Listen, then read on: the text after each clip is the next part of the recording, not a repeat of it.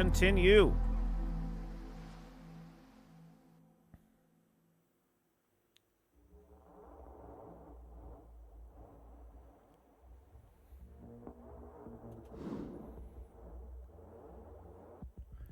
Let's chitty chat with this here snail.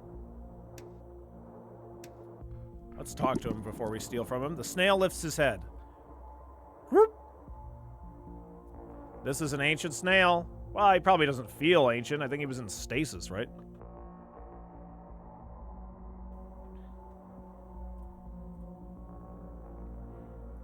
Excuse me?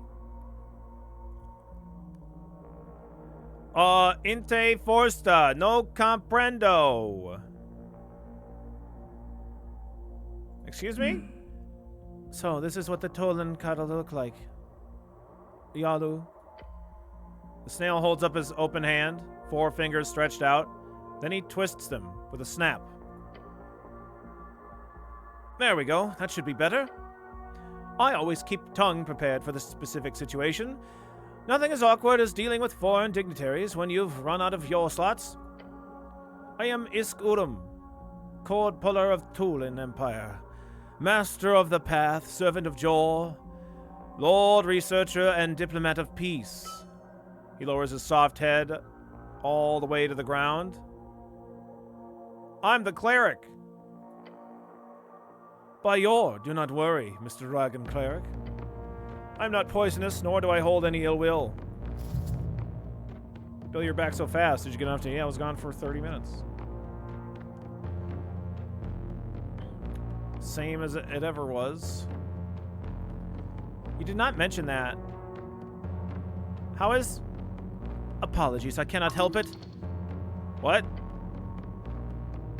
That's not the kind of phrasing I'd use, but yes. Snell squints and stares at you both. Hold on, is this some kind of wizard thing? Green one. You do not appear to be as loud on the strings as your iron friend here. The snail leans on his staff. I cannot help but hear everything you think, cleric. It was cleric, was it not? It is. And greetings, Tulin. Ah, a celestial. Grand. You spirits sure do come in all shapes and sizes. What a fascinating meeting we have here. Now The snailman looks around, leaning on his staff. My mind does seem to have slipped a bit. You couldn't care for some exposition. Be careful what you think. He'll hear it. He hears this right now.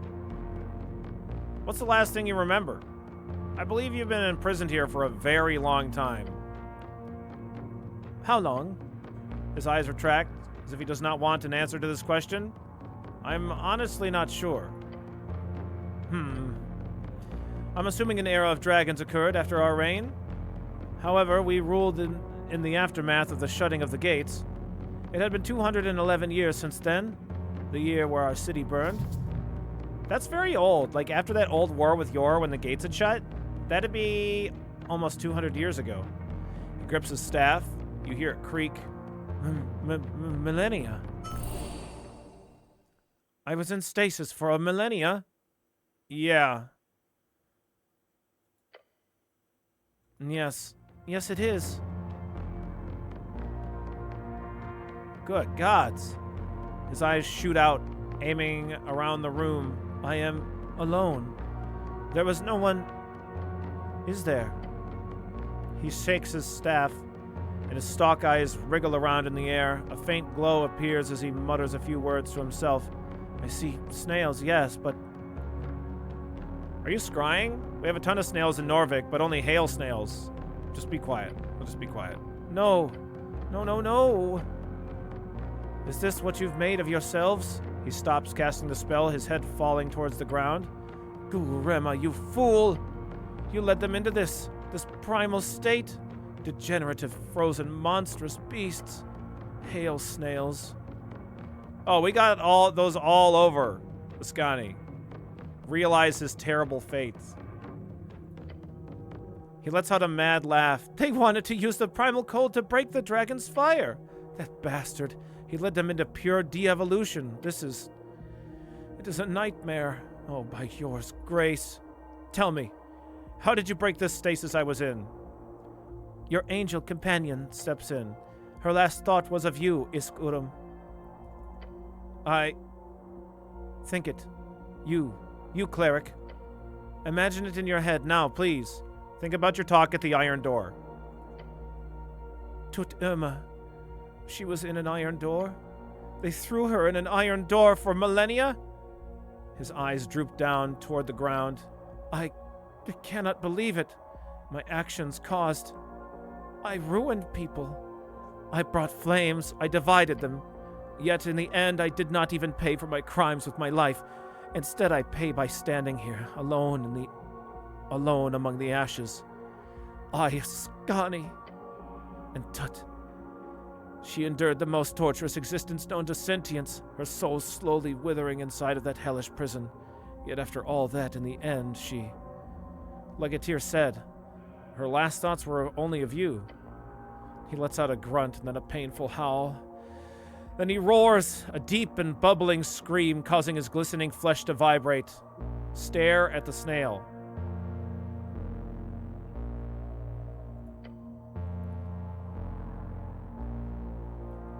Yeah, just a handful of food, so I should be set on snacks until 2096. Yeah, you got it.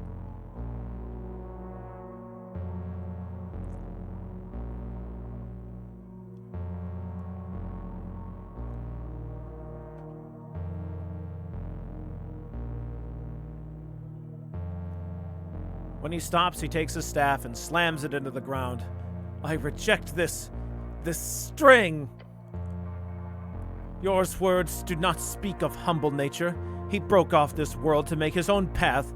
I will do exactly the same. The snail's going mad. Fair, really. What are you talking about? He lets out a gust of wind. I can fix this. What? Yeah, what? Fix what? My dear Tut was destroyed by an iron prison that leaves her soul in pieces, not quite dead, not quite in existence.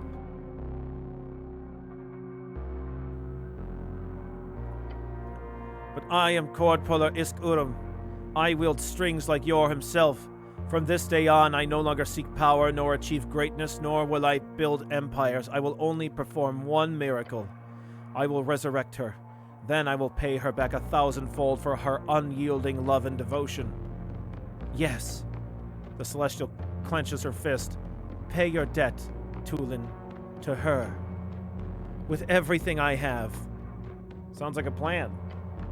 True resurrection, not easy, especially when the strings are this weak. An ebb, surely? What? Can you tell me more about... Yes. Anything you need. I am in your debt as well as yours. As well, of course. He mutters to himself and leans on his staff. I now have a time limit, cleric. In 200 years, the fragment of my wife's soul will leave this plane forever. Thus, I can no longer resurrect her. And it will take time, but it can be done. Anything can be done. Fuck yes. You need anything? Just let me know. Thank you, my green friend. That is very romantic, Isk-Urum. I wish you luck on your venture. Thank you, Celestial. It's funny, last time I saw one of your kind, it was on the battlefield. I prefer this. As do I. Do you know how to enter the pillar? Oh, you wish you could enter a closed gate. That is bold. I need to follow a rogue spellcaster inside, a suspected rogue spellcaster. I probably should not mention the rogue spellcaster, right? Wait, damn it. He's hearing this right now, isn't he? Shit. The snail stares at you. I heard nothing. But if you need to enter a closed gate, that is no small feat, of course, but it's possible. Very much so. What lies beyond is not so much a mystery as it is a question of shape. Tunnels, paths, cracks in the veil around Yor's realm. To enter, it is as simple as either having a key, a blessed passing, or forcing your way with a powerful spell. Gate, astral projection, wish, they can all break through, of course. With the current state of things, here in your time, it is clear all such methods would be difficult. Very difficult. You require assistance from creatures who have studied or understand its current shape. Have it in your mind? He lowers his head. Tut was a genius on a planar wheel. She could have helped you. You made him sad again. You made him sad again. That's sad. Sorry. He glares at you with one eye as the other falls upon his staff. You have made a great friend in me, cleric. That will be rewarded. Gained item Staff of Strings. A Staff of Strings? It's the staff. Grip it. You hold it out, feeling the power surge through the rough wood. I called it Meravesh. You may call it Staff of Tulinkatl, as remembrance of my fallen people. It will be returned to me once you are finished with all of this. The crystal at the top lights up as he speaks. It's now attuned to you. If you wield it while dealing with this gate, it will grant you assistance, information, attunement, and so on. My dear wife's research can be found within its core. It will help you, I'm sure. Thank you. And Tut? And Tut. As for who you should speak with, I have no idea. But unless you want to write a contract with some powerful devil or serve a far realm monster, you might have too many good options. You might not have too many good options. The only creature I know beyond my people who understood the mechanics of the gate was the gate guardian herself. But she was ancient by the time I reached adulthood, so I would not count on her beyond being around still. Gate guardian? Are you talking about the Sphinx? Excuse me? Olzus, the Sphinx. She is still around? Yeah. So do you know her? The snail leans back, still reeling over in this information. And we already fucking wooed her, too. We wooed her. Big time.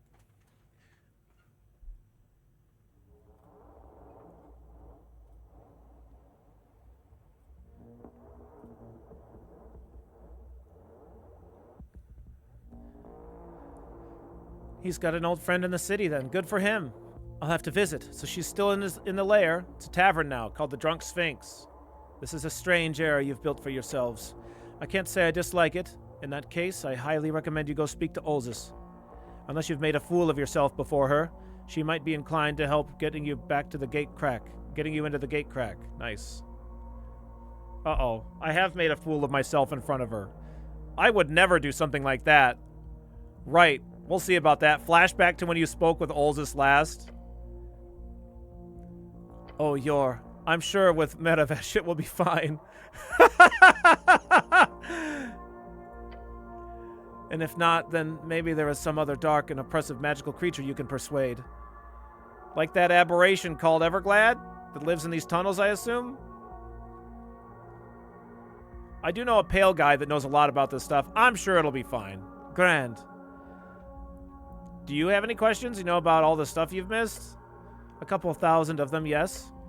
I will also, of course, dive into whatever libraries you have available for information soon enough. You still have libraries, I hope. So we have the Derorian Library. I've seen books all over the place. You can always just go around and ask to check them out. Derorian Library, I guess. I don't know. Oh, Grand, please do. Is that your local government, Darrow? Laugh, no. Think about it. Technically speaking, no. No. I see. I also need to ask, what is this south? South? Yes, south is south. Ah. This must mean some common language. Please elaborate. It's a direction, you know, downwards on the map. Interesting. Do you not use inwards and outwards, with and against? The scholarly version is seaward and inland. Which one's forward in your case? With is when you move along the coast. With is the with the movement of the sun. Against is against the sun's movement. Ah, we use west for with and east for against.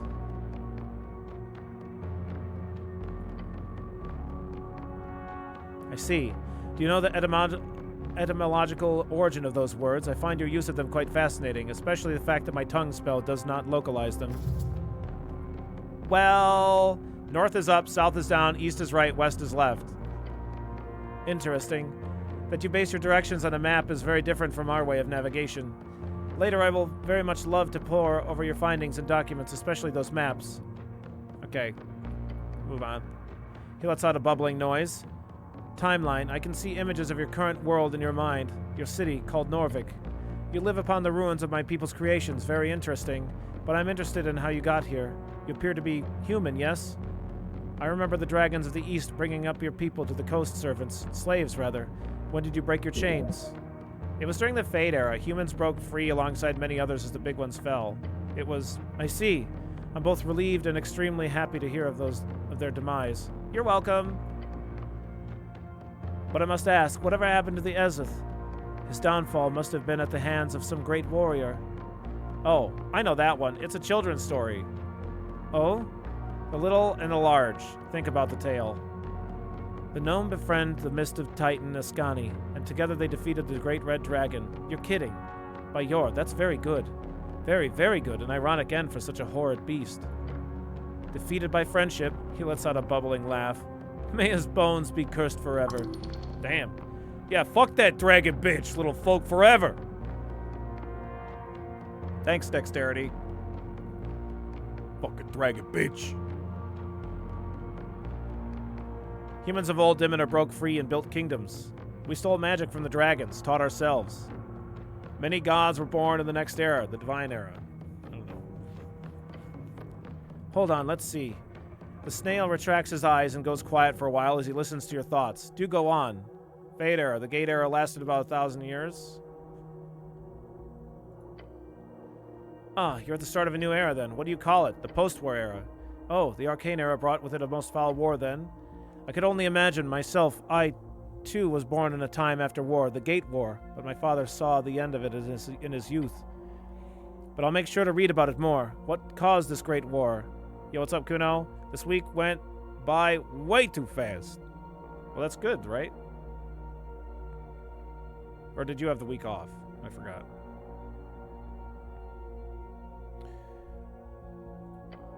Humans, we became great wizards, arcanists, and destroyed each other as well as almost the entire coast. Yes, I can see that. I can similarly not in any way tell you the real reason behind the Gate War. But since it's closer in the timeline, I may ask, how did your Coast War end? Freestriders and ideology meritocratic and democratic heroes eventually felled the Arcanists. Today, they're the most powerful force in the coast. Arcanists destroyed each other and ruined large portions of their band in the process. Magic stopped being as potent. They tried to keep it a secret, but eventually they simply could not support their empires. I don't know. Fascinating. It's understandable that there is no clear answer to such a complex conflict. As per usual, the victor will write the notes in history, however, so I will be sure to read with critical stock. Stock? Ah, eye stock. And your people, they fled the Arcanists during the war. I seem to get that impression from the images I keep seeing. What exactly can you see of my thoughts? Out of my thoughts? I hope you can't see me naked. Try your best not to imagine yourself naked. I hope you can't see me without the helm. Try your best to not imagine yourself without the helm. Let's go naked. Nothing too personal so far, thanks, Jor. Thank Jor. Some esoterically attuned people cannot help themselves. It's honestly quite dangerous at times. My old rival used to run into my laboratory and think very loud and grimy things, the most heinous scenarios you could imagine. What an asshole. That's hilarious. I have no feeling on this psychological warfare. That's hilarious. You're quite the frayed fellow, aren't you? Yes, I am. No, I'm not. You're forked. What would be too personal? Like me naked, or let your mind drift? Let her mind drift. His eye stalks glare at you in silence. Case in point. So you're a wizard? Yes, I'm a learned Tulin of the Path of Yor. Stringmaster, string player, chord puller extraordinaire. I might have missed a few years, but I assure you, we had reality warping powers in our times. By Yor, I sure sound like an old-timer. Because he is. I heard that. Sorry. No worries, it's true. His eye stalks retract. Are all snailfolk wizards? What spell levels can you cast? That's all I have to ask. Are all snailfolk wizards? Oh no, but many, yes. The Tulin are naturally acclimated to string manipulation. It's from a gift we were granted by Yor as we arrived on the Great Whale's back. What spell levels can you cast? 9th, by regular limits. I had the ability to wield a 10th level spell at one point, although it was, of course, a weak 10th level spell. It's called Isk Udum's Epic Traversal. It basically targeted a road, up to 100 miles of it, repairing any cracks, making the journey smooth and wonderful, and generally increasing your movement speed by up to double. Damn, that's a fucking really good one. Sounds useful. Not exactly epic. Useful, yes. As you can imagine, we kept more grounded magics for anything above 9th. The actual world-changing spells would simply get you popped out of existence. Popped out of existence? Yes. I named it Esoteric Events. They apparently began during the Gate War, but grew worse during my lifetime. Irresponsible usage of magic could easily cause them to appear. Some called it wild magic, others called it Yours Curse. Oh yeah, we have those all the time. Your name's stuck. We still call it that. Oh, do you know? I suppose the tongue spell translated it properly then. Can you teach me your 10th level spell? No. I'm afraid those epic tier spells are not the stuff you can share. At least I do not know how. What 9th level can you cast? Nothing currently. When I was cast in stasis, Gurema made sure to place an ebbing seal on me. That's a curse, essentially. Makes me unable to cast anything above this case 3rd level spells. So currently I'm not so powerful at all. Okay. Can you teach me magic? Teaching. That is not my speciality. If you have any questions, I can always share my knowledge, but beyond that, I'm afraid I can only offer some spell scrolls. What does Ebb mean? His eyes dart around. You want a definition? Yes, please. A demi-lich? A dangerous friend to have. Dangerous friends to have, cleric, unless the world has changed more than I imagined since I left. His eyes jitter a bit. Ebb is defined as an effective anti-magic. Oh. It's when the flow of magic is ebbed, lowered, ceased. It's a word I do not like.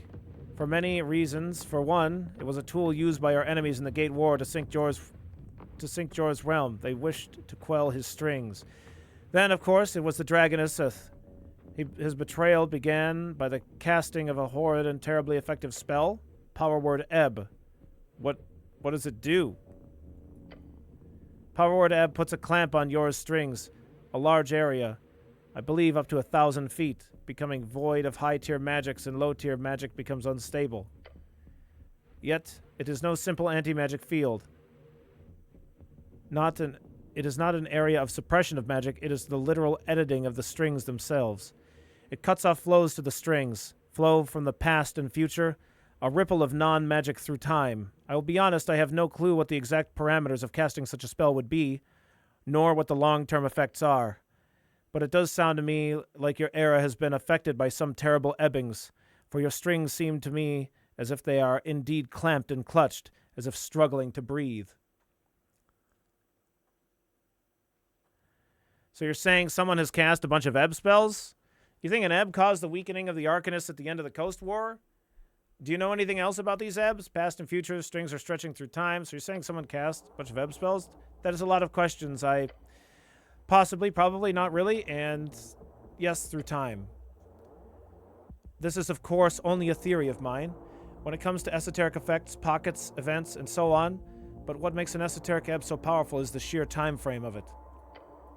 The consequences can be unfelt for centuries. That is what makes Yor's esoteric magic so powerful and so dangerous. Yo, what's up, Zaya? What's up, BB Tech? Snail person? Yeah, he's a snail person. No sane being can calculate beyond the 3rd dimension, not least beyond some abstract impractical sense. We are not made for it. But that doesn't stop me from researching it, or at least until Eseth did. What do you know about Yor's strings? He holds out a hand and casts prestidigitation. When Yor crafted the coast, he did not make it from scratch. Dazzling lights spawn out of his palm, forming a collection of gleaming lights. He based his design on others. The landscape, the water, the wind, the biome, as well as the magic. In most other realms, from what our history teaches us, ley lines, as in the thing we channeled magic from, is usually formed as a web, a network, a weaving, a series of nodes, connected. This design was fundamental and solid.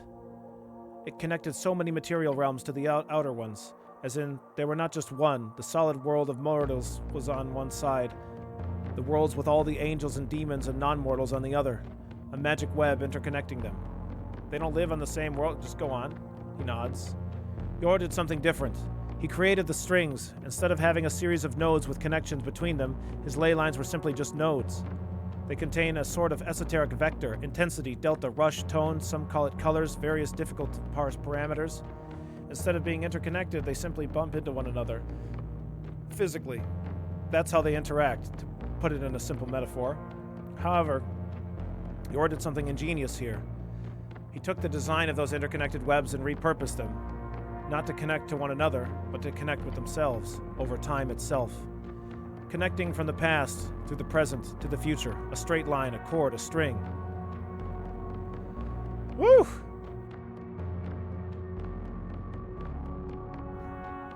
I feel like we could fucking talk to this guy for a few hours. Given all these options. So drugs then. Drugs.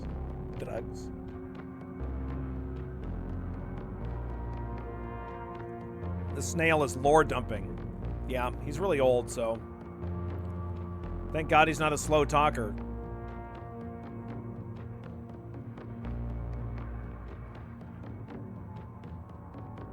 I could change that. I could make him a slow talker.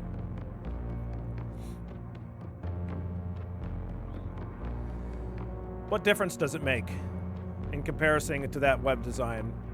Why did Yor make the strings in such a way? Do you think the Arcanists grew so powerful due to figuring out Yor's secrets? Is there magic capable of flowing backwards through time?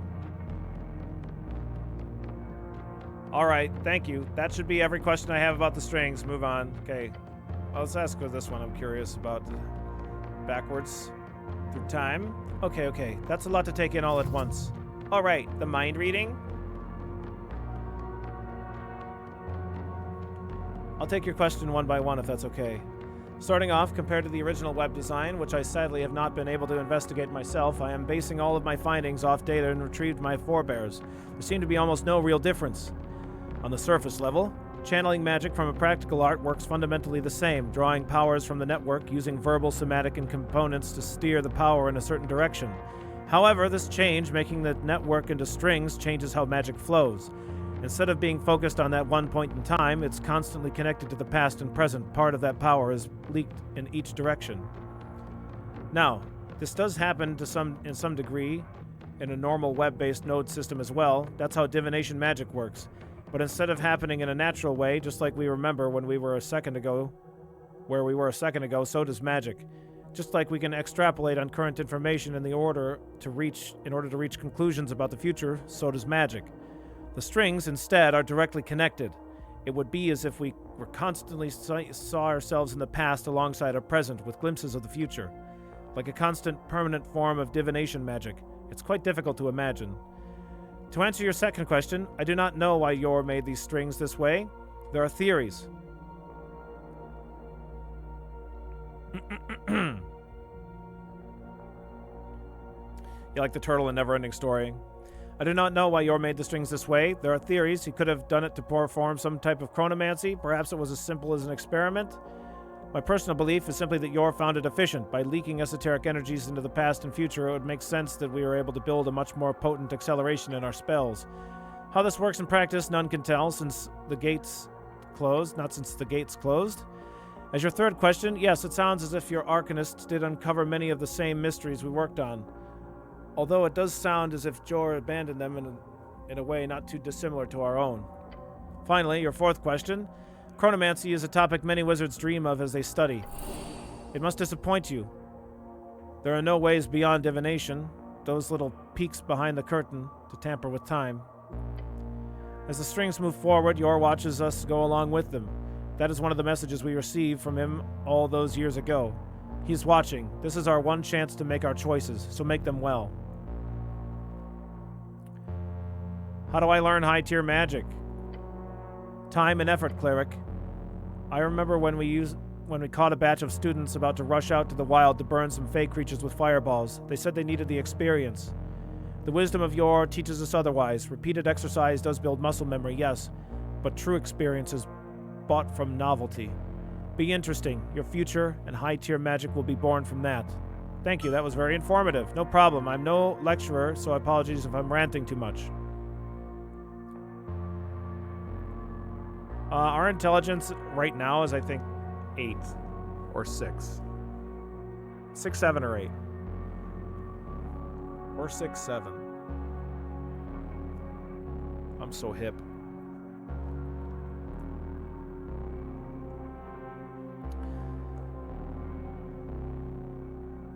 You keep mentioning Yor. What do you know about the guy? About Yor?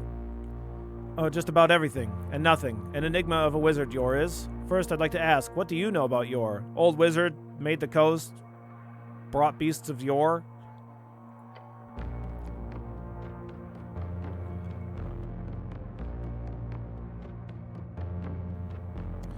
The snailman listens to your thoughts intensely. He then asks, beasts of Yor? Is that what you call us? It's the term that stuck.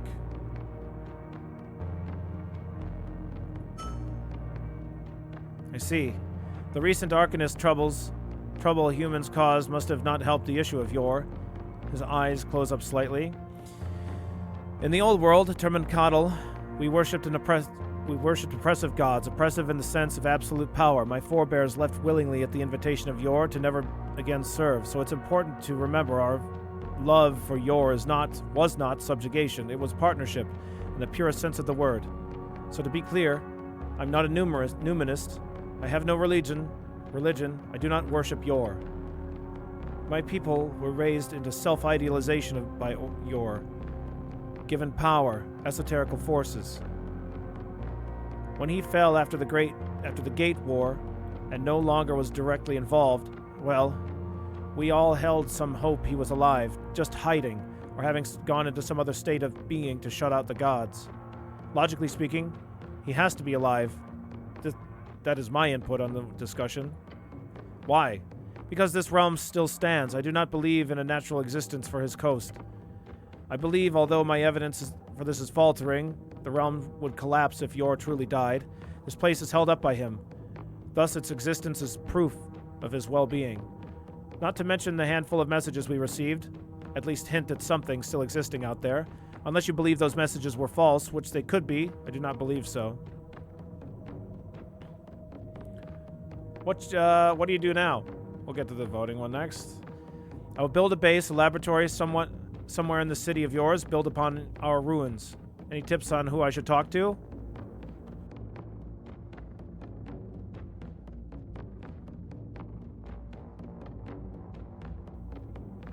I bet he's voting for the Lich. Let's see. Viskin, Lady Sageleaf, or the Magistrate Darrow. I'd say the Sageleaf. Maybe of this list, but we could try to think of some more. Oh, yes, I see. This will help a lot. Thank you, Cleric. Once I've established a foothold in this new era, I will return to my research, figure out how the strings have changed over millennia, relearn the mastery of chords, collect the resources needed.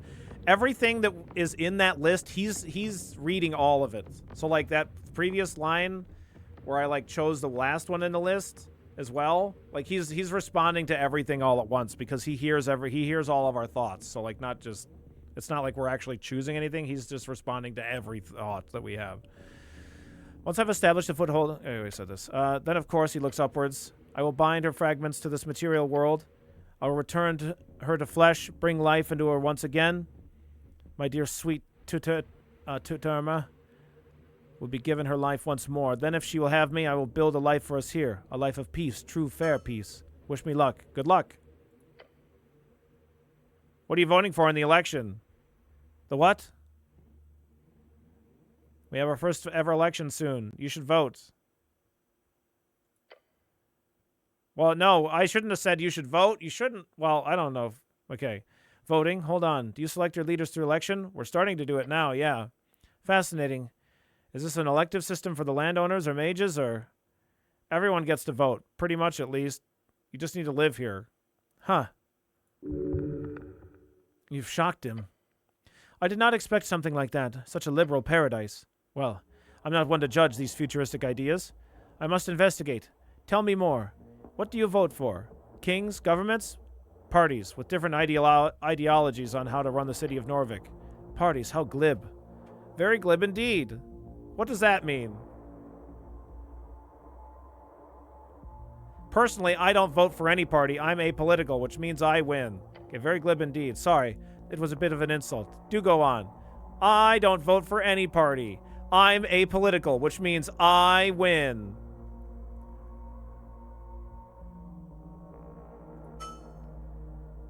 That is amazing. You dedicate your life to the regression of all political ideology, since you're so apolitical. He lets out a blubbering noise. Laughter. Listening to all that, I would say I would actually vote for the Arcanists. Seems like they would be the most esoterically attuned party, which fits my ideals. However, in my experience, a group of wizards working together tend to end up being quite the mess, but my heart still leans in that direction. I'll have to go see for myself once it's time for that election. He lets out more blubbering noises. The snail's laughing at democracy. Rude. Do you have any spell scrolls I could have? Oh, only a dozen or so. They're deep in my shell. Any you're interested in? I can dig in and get one for you. He retracts one with his arms into his shell. Ew. Scroll of astral projection? Evil and good? Aura of vitality? Comprehend languages? Anything else? I mean, I kind of want like a mage hand or something like that. Something that I can grab, because there's like a couple things that I can't reach. Anything else? Snailman stares at you for a few seconds. No, you seem to have thought all that I'm able to hand you, except... Except what? Do go on here. Don't leave me hanging. I'm actually really greedy, aren't I? Maybe I shouldn't. Except what? Isk shrugs while slowly retracting his entire head, slowly. What do you do? Just watch. Soon the snail is no more, and you are standing in front of a shell. That's convenient. And so, as slowly as he retracted, he begins to leave the shell. I went over the esoteric attunements from your mind, cleric. It appears the only spell scroll you do not actively think about here, that you would also... It appears the only spell scroll you do not actively think about here, that you also do not already have memorized, would be this. Wish. Wish? I'm sorry, what? Isk Urum, that is a very dangerous item. That's not like the wish, is it? That is wish. However, you cannot memorize it at your current level of attunement. Attempting to cast it directly would also take, even at your level of talent, weeks, maybe months. And even if I did cast it, try to read the scroll's strange glyphs and fail, but this is wish. I could just wish for anything? Even if I did cast it. Wish is one of the few non-epic tier spells that can widely shape reality. It is arguably the most powerful and versatile of all 9th level spells. It is so powerful, in fact, that it can easily cripple anyone who does manage to cast it. The only truly safe usage of Wish is to use its power to ask for the casting of another spell, 8th level or lower. You could also ask for a weaker effect, which would have been proven to be safe at times, but if you word your wish poorly and the effect is broader than you intended, then you are, as they say, screwed.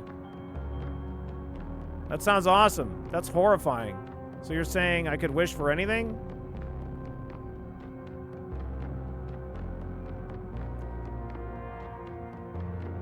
I wish for a new bucket, yeah.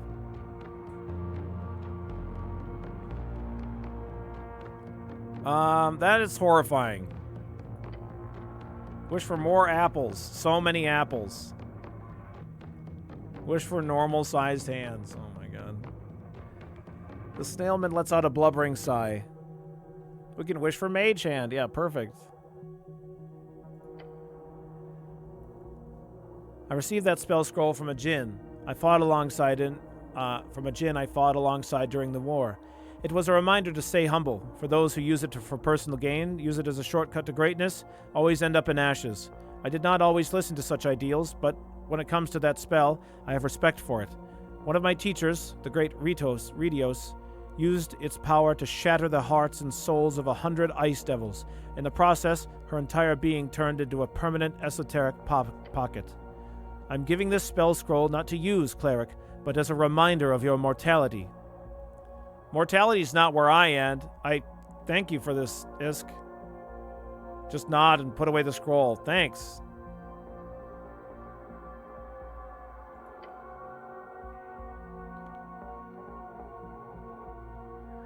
He makes a peculiar mouth movement. I like your fire. It burns bright. Anything else? What about a scroll of astral projection?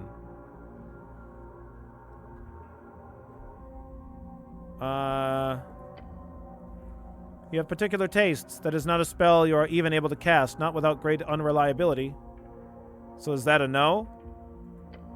Of course not. Enjoy. He hands you the tingling paper with a casual nod, and the intense power rushing through your arms as you grab it. It'll tear a hole in you. Grasp it with your life. Okay, great. What the fuck? Considering the state of the world, it would not have the intended effect even if you did know how to cast it, so it's useless to me anyhow. But I suggest studying it. What about protection from evil and good? That's a classic. It is indeed. Sadly, I do not have many divine spell scrolls, so that is a no. How about Aura Vitality? That's an oldie. I never was too good at it myself, but it saved my life a number of times. Comprehend languages would be nice. No, sadly, I do not. I prefer tongues myself, but this one is way more accessible. So do you have tongues? No. I was simply bragging. Okay, I'm good. Snailman nods. Okay. I'll see you around, Isk. Woo! God damn, Isk. Jesus Christ.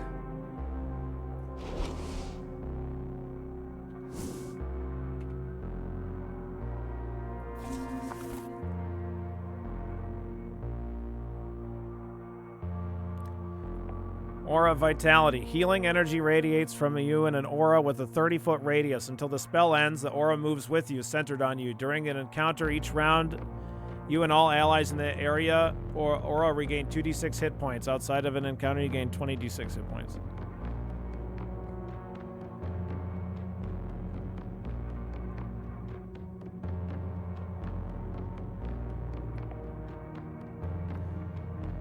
For the duration, you understand the literal meaning of any spoken language that you hear. You also understand any written language that you see, but you must be touching the surface of which the words are written. The spell doesn't decode secret messages in a text or a glyph, such as an arcane sigil. It isn't part of a written language.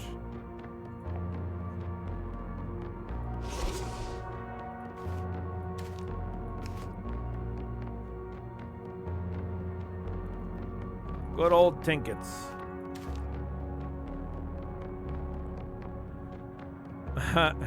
Scroll of Astral Projection. An ancient spell scroll of astral projection. Just holding it makes you feel like you have the power to rip a hole in reality. You obviously can't use it, though. Not without ripping another hole in yourself in the process. -3 intelligence, -3 constitution. Nice. Scroll of Wish. An ancient spell scroll from a different time. You cannot read the contents, like, at all. The snail glyphs running along the edges cause your entire body to tingle as you touch them. However, this is the power of a wish spell. A power so strong, even the paper itself becomes esoteric. Just keeping it near you causes your nerves to tingle.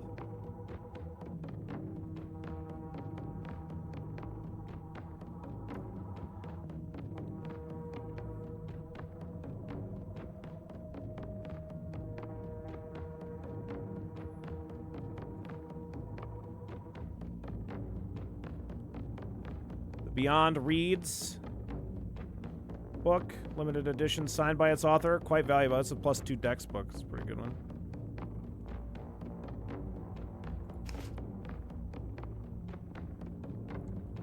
Oh, I have 4 rats. I wonder if I could talk to the, I didn't realize I had 4. I thought I only had 3. I'm gonna talk to Kraid about that.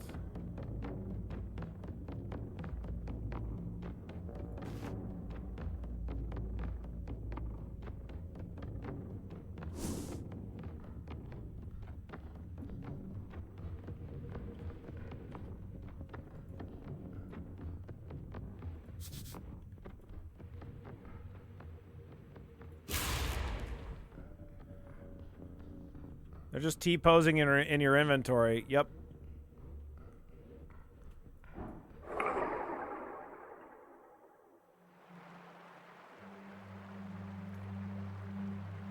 We're like a little dead pitch.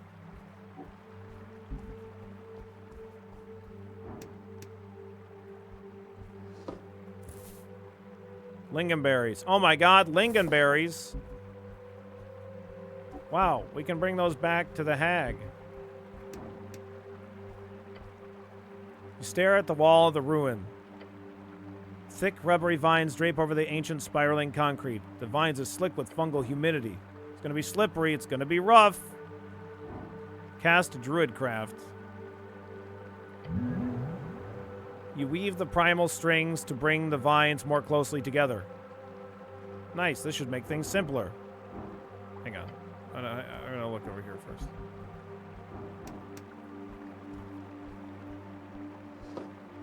Ancient Helm. 2 wisdom, minus charisma, minus constitution. Let me, At the foot of the snail ruins, you watch a mass of writhing roots move around ever so slowly, around a series of corpses. Skeletons, to be precise. Look at the skeletons in the center with the... That's a lovely helmet. You see it straddled upon the brow of a skeletal face. It's ancient, must be thousands of years old. I don't know, intelligence. I'll be not thinking of what I'm thinking you're thinking. Of what I think you're thinking. It looks like the type of helm that would bring great mindfulness, as well as the wisdom of a previous era. Oh, I'm thinking. I really want that helmet. Hey, Atir, can't you burn this bush down or something, you know, with your radiant fire? Hurting nature is a fool's choice. More than usual with these green paths, I would advise that you leave it alone. Smart thinking, I guess. Thank you for the compliment, cleric. The goblin nudges you. What? I agree with this. Stop. I really want that helmet, though. All right. Well, I'm going to just pull the helmet out of there, then. Yeah, see? Easy. I'm not even going to wear the fucking thing, but... It looks cool.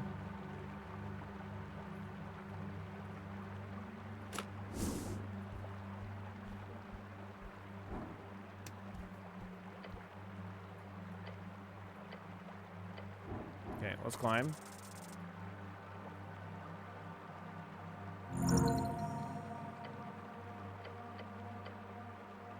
Grab the vines, testing the weight. Light as a feather. You avoid the slick spots where the ancient resin is pooled. Calculating friction coefficients in real time. Your boots find a knot. Your hands find a loop. Loop knot, go. You are at the top of the ruin. Okay. What's this? Speak with plants.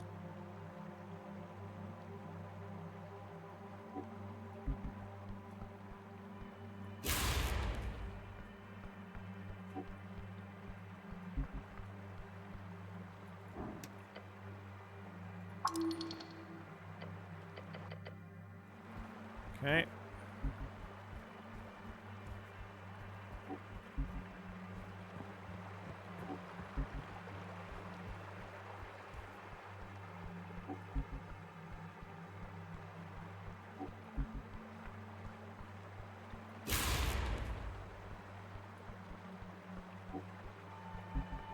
Goes down here. You step out onto the ledge. The vast undersea chasm greets you. Its teal mist looking inviting. Look beyond the mist. Look at the wall beneath you. On it, you see a colorful depiction of a battle. Snail versus dragon. Lovely artwork. Must be esoterically scratched in or something if it survived all this time in this musty place. You see this thing? Cool, huh? Huh? I'm not stepping out onto that thing, cleric. Come on, why not? I value my life. But I'll trust you. Whatever it is down there. All right.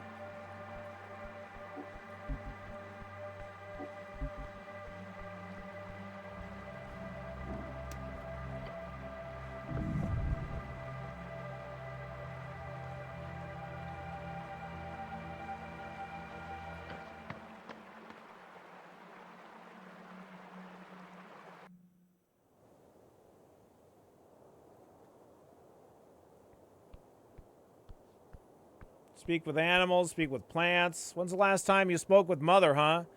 Too good to astral project once a week and check in? Yeah. Mm-hmm. It is you. It is. Beware of this one. She's good at getting what she wants. I want to browse your wares. I want that Ifrit bottle. Nice. Haggled off 200 crowns. Easy. Give me that helmet. Smart choice. It might not have spirit in it, but if you run into an elemental like my feeler here, then it would certainly be helpful. Fuck! I could have come up here and bought this and captured that fire elemental.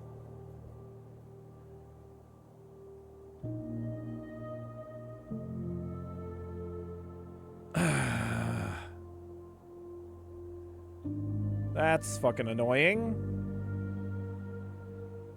Restart? Yeah, I'm not rolling it back like 3 fucking hours. Ain't no fucking way, dude. That is long gone.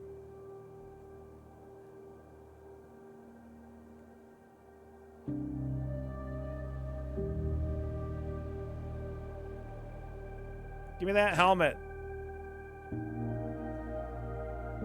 Give me those 10 pieces of incense. I'll take the esoteric shards, please. Esoteric shards? Give me that pair of bone dust canisters. Dream patch. Elven ointment? Great.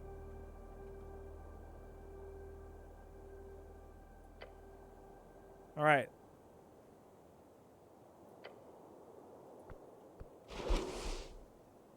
I still got 655 bucks.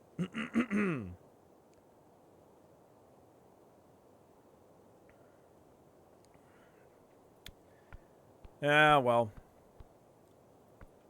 Let's see. Let's go recharge. Or rather, not recharge, but let's change our spells.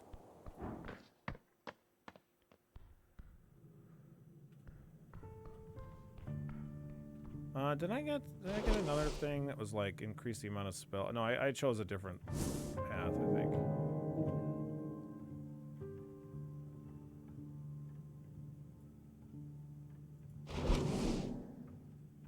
Yeah, I got a voice of God.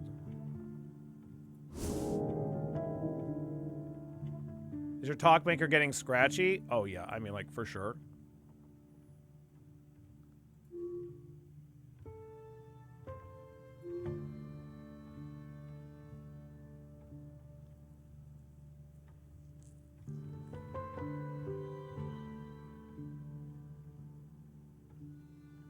Star Witness is kind of tempting to take. We could probably get rid of Capital Dominion.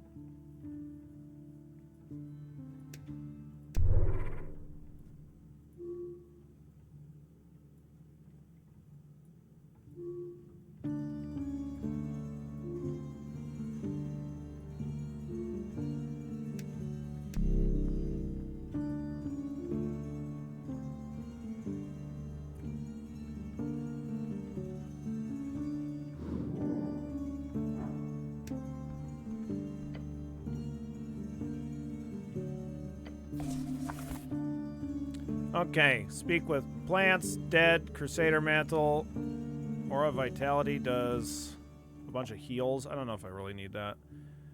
Knock, enhance ability, bark skin, don't want augury, I don't think. Speak with animals, grease. Detect secrets. Comprehend languages, perhaps.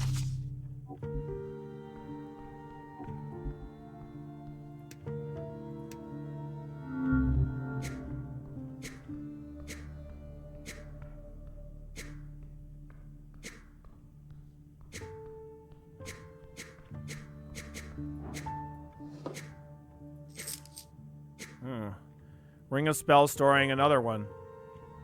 Spent ring of spell storing, okay.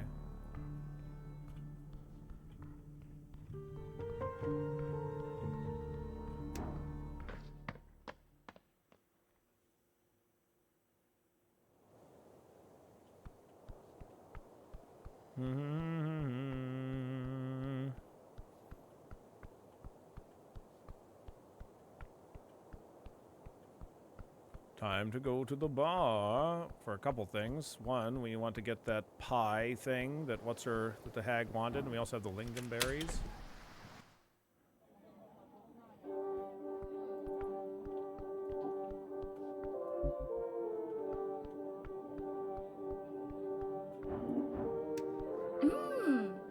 Cleric, lovely to see you again. I'm supposed to get a pie from Rick's, right?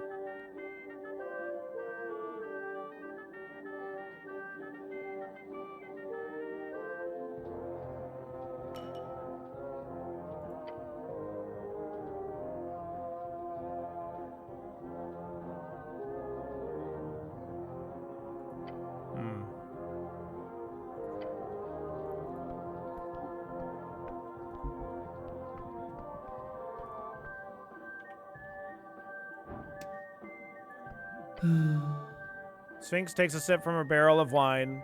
Little one, she says, and looks right through you. Can you tell me the riddle again? She chuckles. As many times as you want, cleric. Found within the arcane flare, twin tongues of flame that scorch the air. Burrowed deep within the earth, a primal string to show your worth. Folk and gods in thronging herds.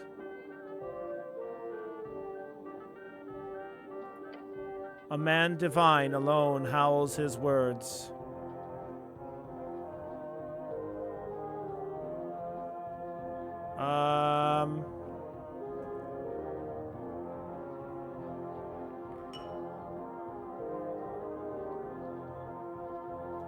Not sure on this one. I don't think. Twin tongues of flame that scorch the air, burrow deep within the earth, a primal string to show your worth. Pillar of Yore. Now, that was not a request I expected today. Might I ask why? No, you may not. It's a secret. Shabba-dubba-dabba-da. It's a secret. I can tell you it. I can't tell you too much, but trust me, it's important. Lean forward and whisper. It's got to do with the tea shop. I see. How mysterious. The Sphinx ponders your request while sipping on her wine. This is no small request, cleric. Tell you what, complete the riddle first, the difficult one, and perhaps I will consider it. She smiles. Fuck, dude.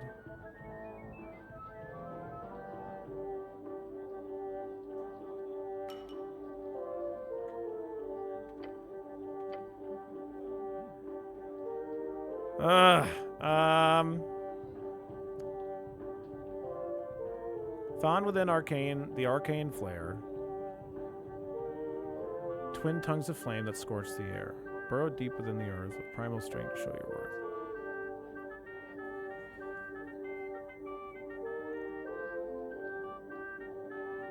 Not gonna lie, I googled it. I feel like it's like... It's not... I think that she said that it's not something that we bring to her. Let me look at what the quest says about it. Yeah, I might end up having to just look it up. No. We'll see.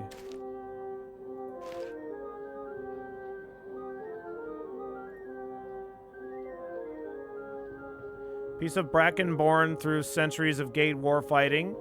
This indestructible item has seen the early days of this world and has now been brought to this modern alien era. Grasping it gives you chills. Okay.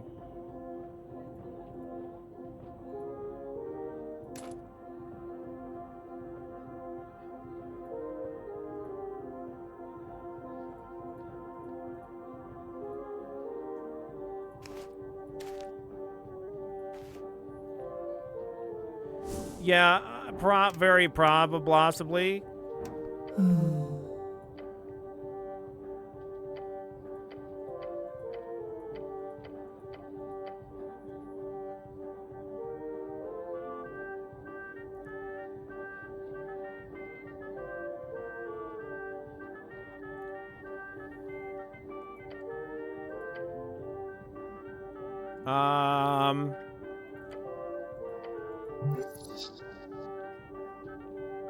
So I'm supposed to do something, not just answer with a regular old word, right? Yeah. We need to do something. It just has to, it must have to do with something down below that I haven't done yet.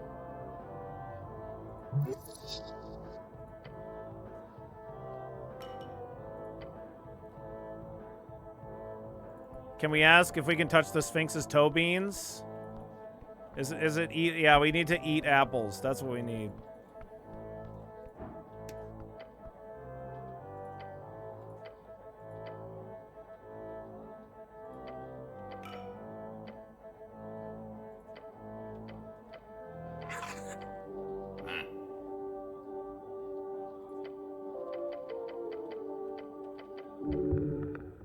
What's up, Samwise? How you doing today? I hope that it didn't have something to do with capturing that fucking Ifrit, because I'm very annoyed that I didn't buy that goddamn jar before I went down there.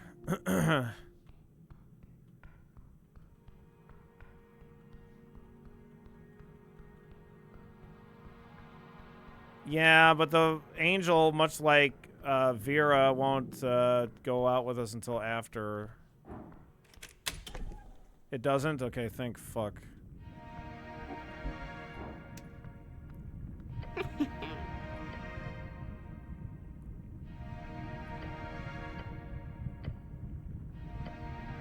These are fresh. She sniffs them. Real fresh. Where did you buy them? I plucked them down below. You actually went all the way down to the ridge. Highly impressive. She tosses the berries into the cauldron, momentarily causing a green piece of sludge to fly up and then down again. Then Lisa walks over to her oven, taking a small piece of firewood, a twig from its creaking hatch. Crick and crack, woods wakes to feel. The haggling dips the tip of the twig. Murmur, shimmer, hearts unseal. She drops it in entirely, the liquid lighting up into a blinding flash. Touch it once, touch it twice, it knows what you conceal! Oh my god. What's up, Brian? How you doing today?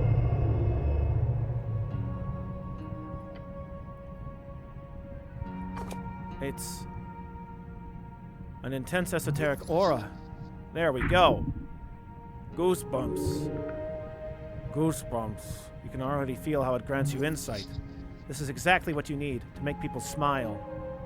Lisa gives you one of her biggest cackles yet. One of my best yet. Only a minor wand, of course, but considering I pulled that out of my ass, you should be very happy with these results. You're improvising? I'm very happy, thank you. Right out of your ass? Always. After a certain number of years of trying, I realized things move way more smoothly if I just make it up on the spot. The client is usually just as, if not more, happy with it. Also, when I don't have to do it by the books. I'm very happy, thank you. You're welcome, etc., etc.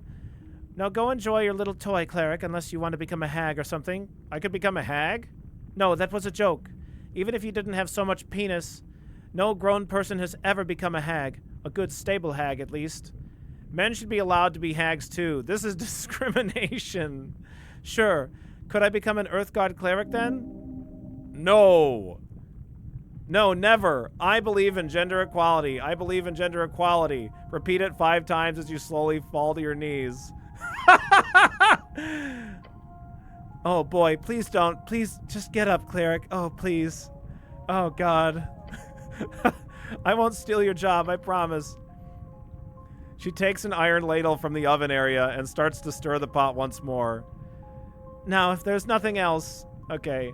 I'll ask about the free starter thing. A little bit of everything. Bodyguard gigs, readings, local hosts, locating lost objects, information gathering mostly. Sometimes they pay me to stand by and look intimidating. Hags have that effect on people, apparently, she says with a grin. Okay.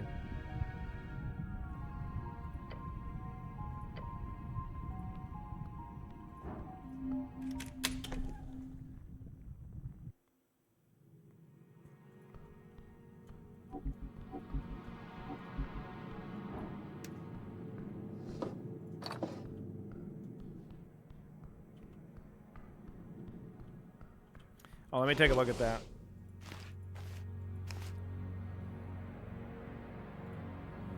+3 charisma.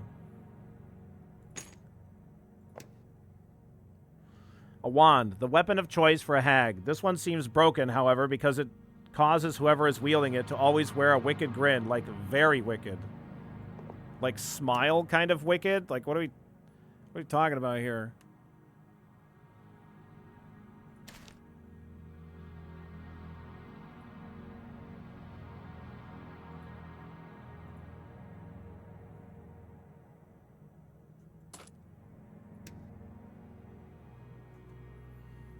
Man, +12 on charisma. God damn. Our intent is, our int is 7, wisdom 9.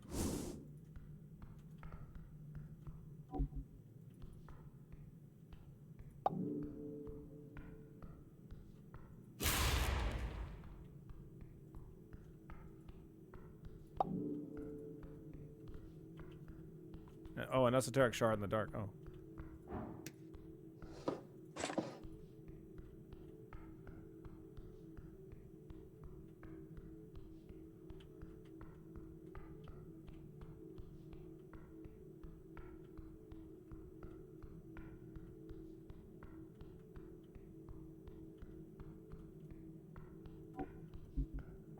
Wait, what? Dead skeleton lies crumpled against the wall. Human, male. Dead for months, maybe longer. His armor's been stripped away. Someone looted the corpse, or something. Sad sight. These tunnels eat people. Examine the body. You kneel down to inspect the skeleton. He didn't die from violence. Leave the body. Piece of paper. Oh, missed it. Let me read that.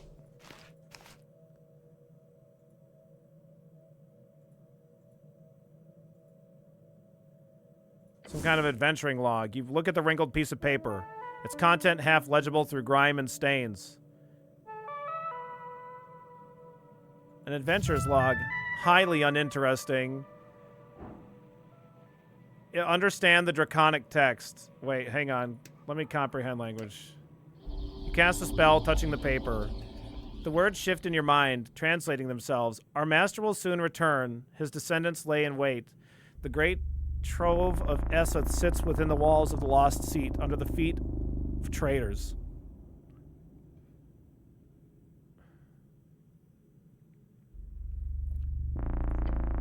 I have found and spoken with the spirits of his firstborn son. His bones are caught in those arcane halls, kept stable by the presence of filthy goblin chiefess.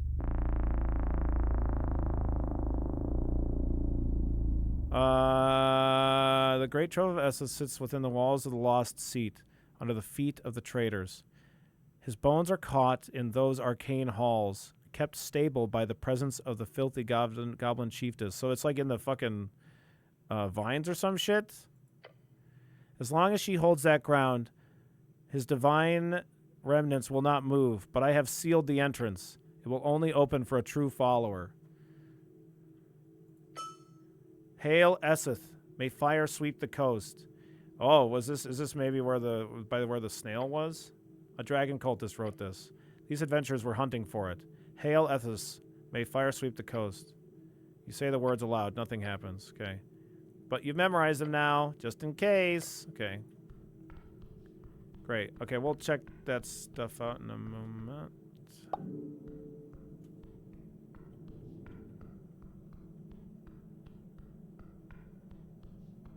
Is there any benefit for maxing out one stat that much?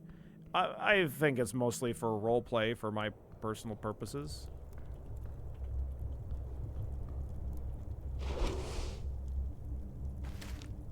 I don't know if this... Yeah, I got all these rats, dude.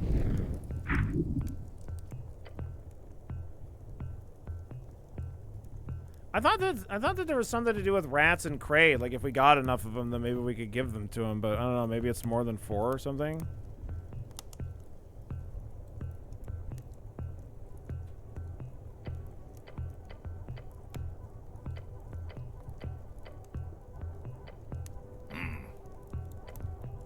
Okay. I don't know.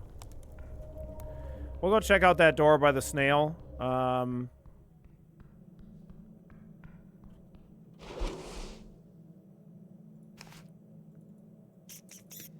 wait. Maybe if I equip them.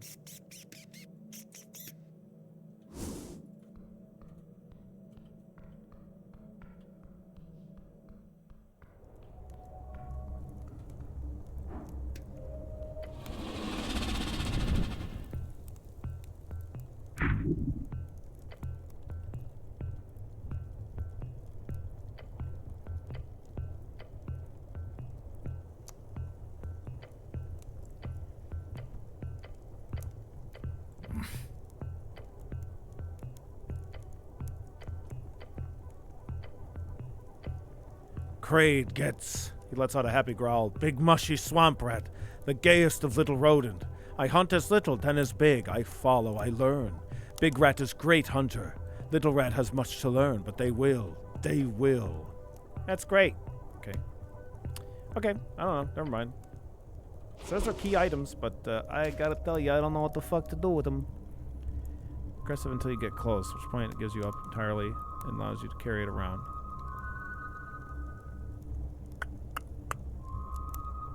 The gayest little guy there ever was, right there.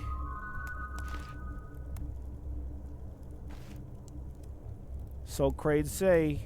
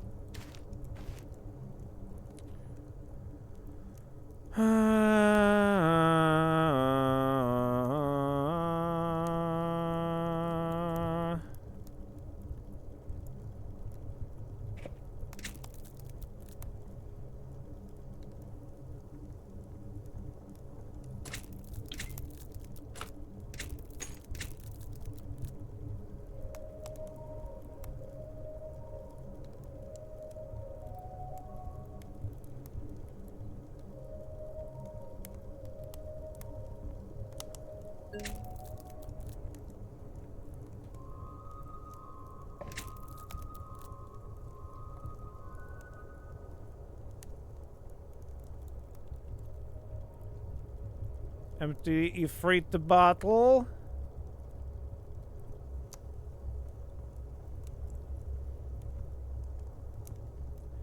I'm tempted to consume this milk, but there was like the one quest that we had.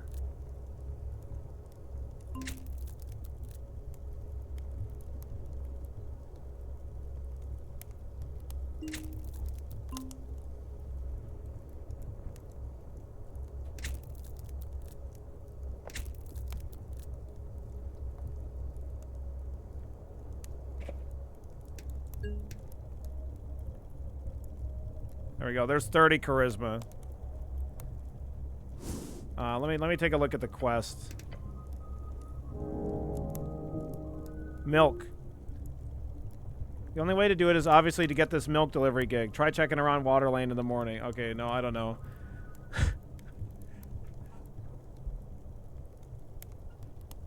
We could maybe look around in the morning.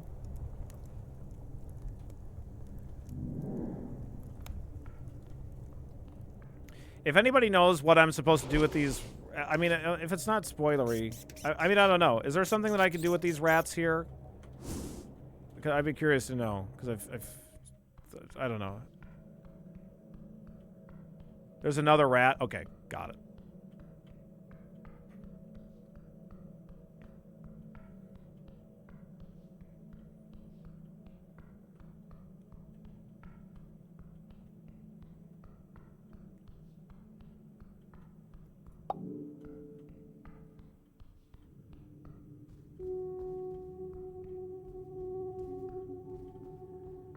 You need dancing lights to find it? Man, okay. I'm so fucking terrible at keeping dancing lights up. It just doesn't look like it's doing anything. Oh, what's that? Even though it is very clearly doing something.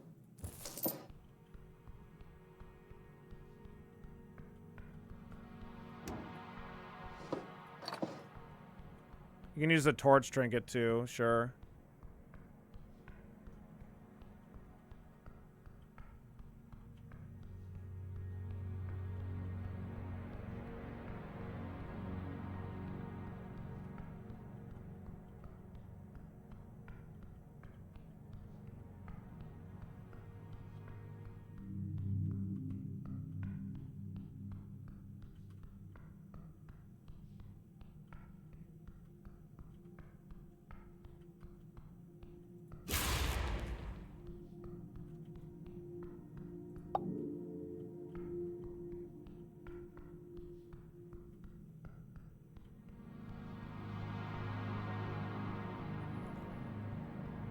I'll do another double check through these.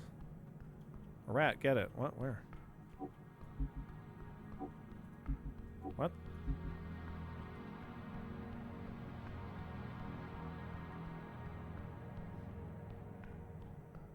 What? I didn't see anything.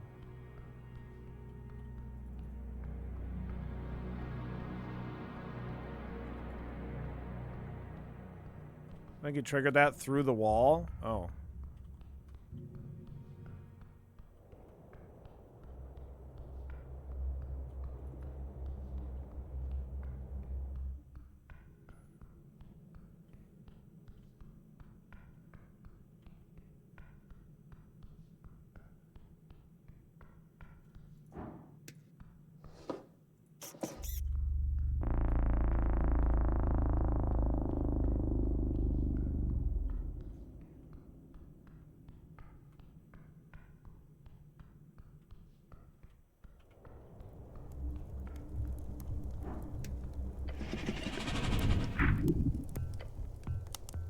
I have captured all the rats, Kraid. Hand them to the monster one by one. Kraid did not ask. As the beast speaks, the rats rush from your grasp. One after another. The 5 rats immediately rush to crawl all over and around the beast. Wait, that's why you were running around talking to rats? I figured you want them to hang out with you. Look, they really like you, Mr. Crocodile. The beast stares at the 5 happy rats. Kraid does not care, but it does remind Kraid. The hulking monster grabs something from behind the crate. A decapitated head, that of a massive bird-like creature. A basilisk trophy. Oh, thanks. Oh, no, that's fine. You can... Okay. Okay, great. Okay. No, that's... Okay. Oh, that smell...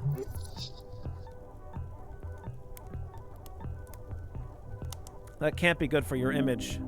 How manly! Thanks. Local catch? Yes. Gravity chicken got caught. Kraid eat all, but cleric can have trophy. Kraid offer assistance. A gravity chicken? Is that a chicken? Now Kraid will feast with many gay rats. Make them grow big and strong. Many gay rats. Gay, an old term for happy. You don't think he's using that word correctly. Is it okay if I have a chat with your rats? Kraid has no problem with intraspecies fraternization. Cleric speak if cleric wants. Okay. You cast a spell and suddenly the squeaking becomes clear. 5 distinct voices, all talking at once. And if we break those chains... And if we break those chains, the workers' paradise will be right around the corner. Oh, wait. Oh, no, Kraid. It's not Kraid. You fool! Giving it a foreign ideology will destroy everything we've built. Can't we just be friends? Friends? How naive! You would think if you just let the market decide, we wouldn't need any of this. Ha! passionately. Oh no. The debate stops. 5 tiny heads snap toward you. Oh, the human! The red rat says flatly. Hello, squeaks the white rat. Wonderful, is it time to be transported to another part of the world again? Mutters the yellow rat. Iron human, sympathizer of steel, observes the great green rat with disdain. At least you put us with an ally. Death comes for us all eventually, whispers the black rat. You're having political debates? Obviously, the red rat puffs out his chest. The future depends on us and our ability to... Please don't get him started again, the white rat pleads. Too late, sighs the yellow rat. A fascist, the green rat begins. Nothing but a fascist. None of it matters, the black rat whispers. See what you've done? The white rat wrings his paws. What are you all doing here? We live here now. Crocodile is good teacher. The big guy doesn't eat us, which is pragmatic. A temporary alliance of convenience, the green rat sniffs. Until the revolution. I see it in its eyes. One day we will be food as well, the black rat intones. These rats are not nearly as smart as you because they are political. Such concerns are below us. An apolitical genius. What do you think of Kraid? The crocodile? He's terrifying, the white rat squeaks. A strong figure, respects tradition. He's got a solid business model. Theft, cooking occasional violence. The yellow rat admits. I dig it. A tool of oppression, but at least he's honest about it. Death incarnate. I respect that, the black rat nods slowly. Do you all have an order in which you reply in? You seem to be pretty organized in all things considered. The rats look at one another, clearly confused. The crocodile? He's terrifying. I do not collaborate with traitors. It seems like you are, though, the yellow rat says, by simply engaging in this conversation. For once I agree. I also do not collaborate with oppressors, the green rat says. I say the last thing. The black rat also says lastly. Great. Do you all get along? The white rat laughs nervously. We're working on it. Define get along. We tolerate each other's presence. Barely. We are united in our inevitable doom. That's not helpful, the white rat says. Hey. Black rat didn't say the last thing at all. I don't think you guys can vote in the election, right? You're very politically engaged for rats. Was it okay that I brought you all together? I don't think you guys can vote in the election, right? None of them respond. Then the black rat says, elections are exhausting. You're very politically engaged for rats. Size doesn't determine civic duty, the red rat bristles. Actually, studies show smaller creatures have higher metabolic rates, leading to more passionate, the yellow rat begins. Are you seriously trying to justify capitalism with biology? The green rat interrupts. We do not pay for love, do we? We do not grind pieces of cheese and copper together for the sake of flesh against flesh. Not a bad idea, actually, the yellow rat responds evilly. Please don't start this again, the white rat begs. Prostitution is a difficult subject, the black rat says quietly. Think about hopping into the discussion, then change your mind at the last second. Good. You really don't want to start rolling around with cheese eaters. That's how you pick up all kinds of ideologies. We wouldn't want any of that. Was it okay that I brought you all together?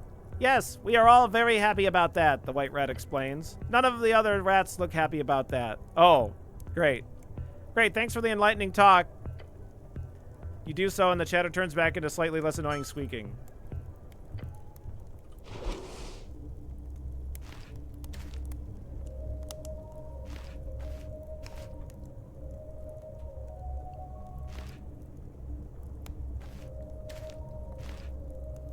+1 strength, +1 constitution, -2 charisma. This is the head of a basilisk. A typical Ascani predator, ranging in size from large dogs to small houses. Looking into its eyes causes you to petrify. So don't. Okay.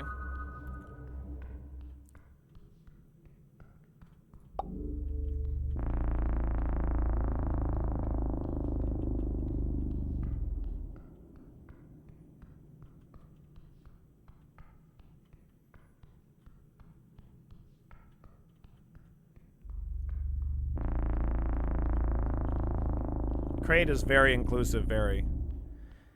Billy, can I date the Sphinx now? Look, as soon as I can date the Sphinx, I'm going to. I need to solve the Sphinx's riddle, though.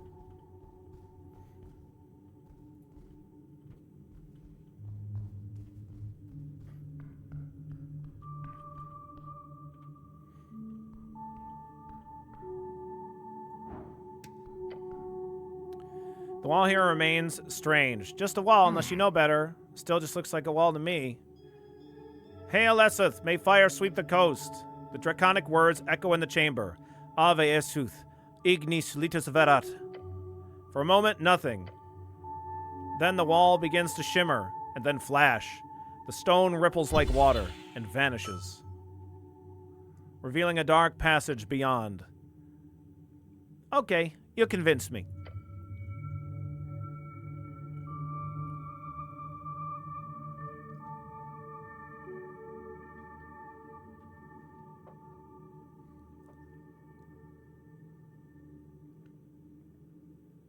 I too vote for Sphinx dating, but cheating on Vera is a good thing because of my apolitical nature. I don't actually have to make any individual choice, and we can instead date everybody.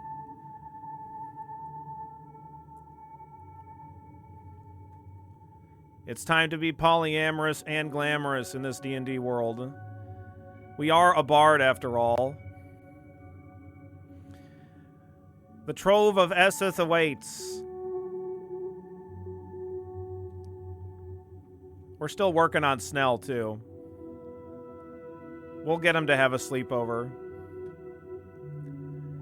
The trove of Eseth awaits. Okay.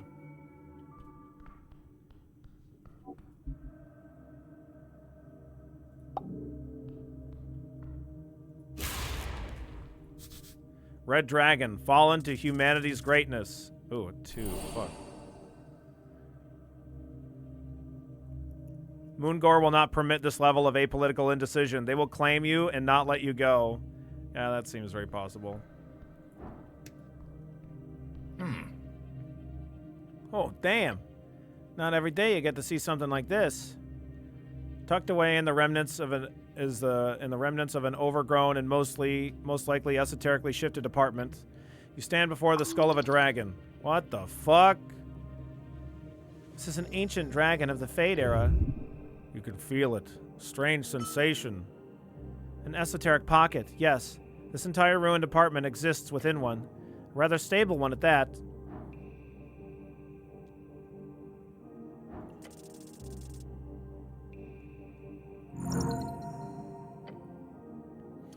The cranial structure is remarkably intact, as is expected of this pocket. Highly dense as well. Cross-sectional analysis of the exposed fractures shows minimal trabecular tissue. Take it easy, intelligence. From what you've read on dragon bones, which is a fascination among certain scholars, these are authentic for one. The sutures are completely fused, full skeletal maturity.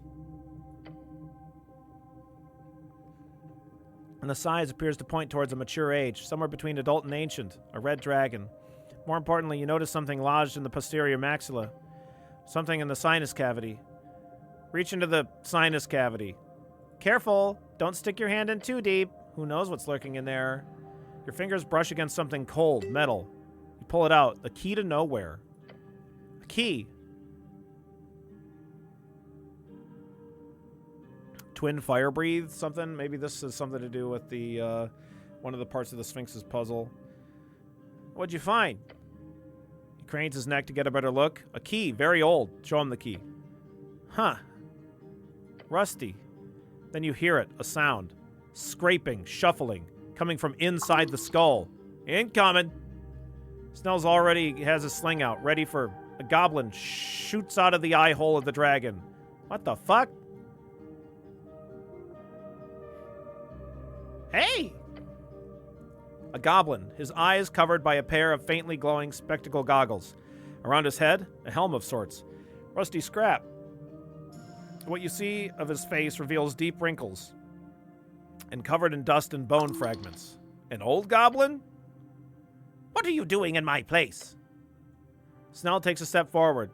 Hey, this is halfway territory. Identify yourself. The old goblin drops the ground with a thud, joints cracking. He's wearing what might have been once clothes, now it's mostly rags. His eyes are wild, feral. This goblin has been alone for a very, very long time. I'm Domhnall, and you're in my territory. I got here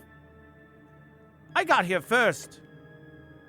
His eyes lock onto your hand. The key. My key! He points a gnarled finger at you. Well, you didn't just steal that, did you? No, I just found it in the skull. Skull's mine, so you can give it back. Give it back now, give! Literally not happening. Explain again, who are you? I'm Domhnall, this is my apartment. These are my dragon bones. These asshole cultists already came through here once, poking around, and now you?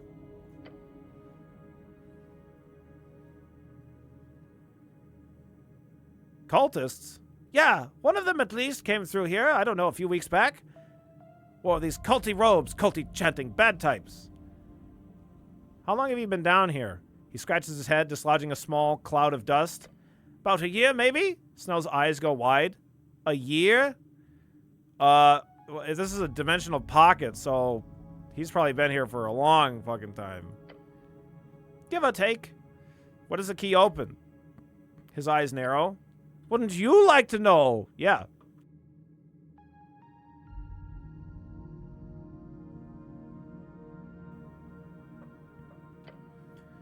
It's the key to the greatest treasure in Eseth's hoard. A hoard? So now we should help him. Get him out of here. The old goblin hisses. Lean closer to Snell. He's hissing. The old man's hissing. Yeah, I can hear that. I don't need help. I need my key. Snell sighs. Look, old-timer. You've been stuck in an esoteric pocket for God knows how long. Come with us. The halfway bridge tribe can... I'm not going anywhere without that key. His spirit has been here far longer than he believes. We'll send someone down for him eventually. For now, let's just not lose more time in here. I'm keeping this key. Then you can leave me no choice. The old goblin reaches into his rags and pulls out a scroll. I've been saving this. He unfurls the scroll with his shaking hands. Manus, Arcana, Dominatus. The key rips from your grasp. No, you don't.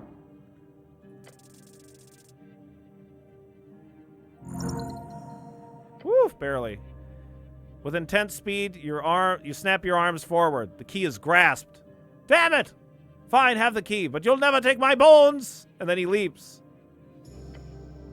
into the socket of the skull, scrambling into the darkness beyond.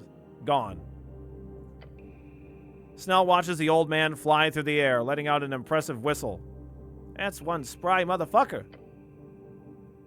He rubs his shoulder where the spell hit him.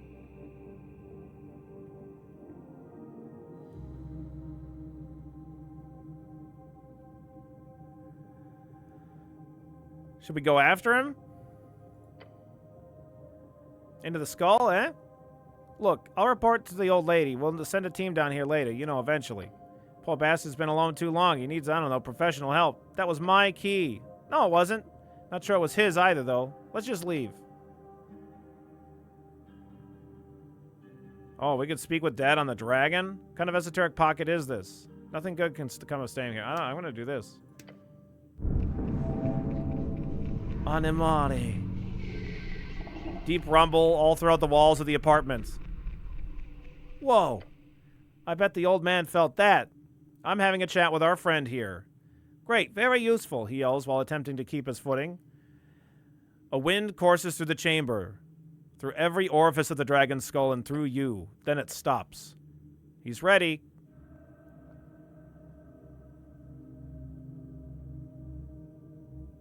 Do you know anything about the tea shop? Who are you? Are you the son of Eseth? What are you doing here? Are you an ancient dragon? What's your name? Do you know anything about the tea shop? What's the meaning of life? I've always wondered, what does it feel like to breathe fire? What color are you? I don't mean that in a weird way, just like, you know, dragons tend to be pretty different depending on the chromatics. Not saying you're an asshole just because you're not a golden dragon or anything, but I mean, it would probably make things easier. That's a pretty good question. Snell, you got anything for this guy? How do I get my own pet dragon?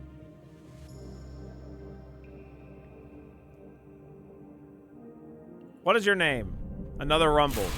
Ego sum terra, oras vasto, sum primogenitus.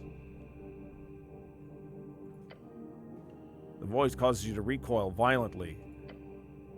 4 more questions. Sorry, I didn't get any of that.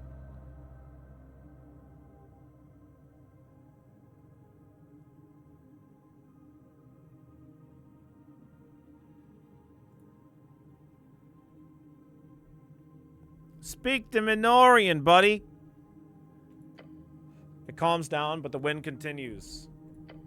I am the master of Zurkamut, the first flame. I am Primordex. Wait. No! That wasn't a question. That was a statement.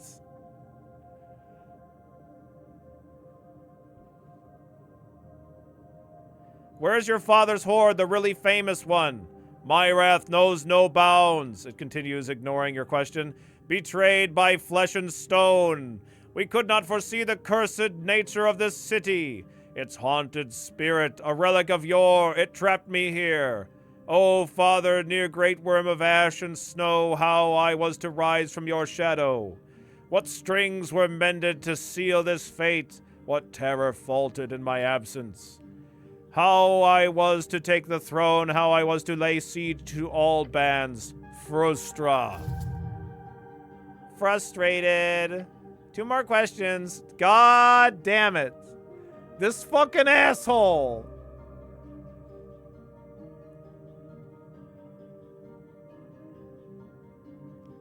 What's your favorite color? Might as well. Again, everything in the pocket shakes. Had it not been for this pocket of foul magic.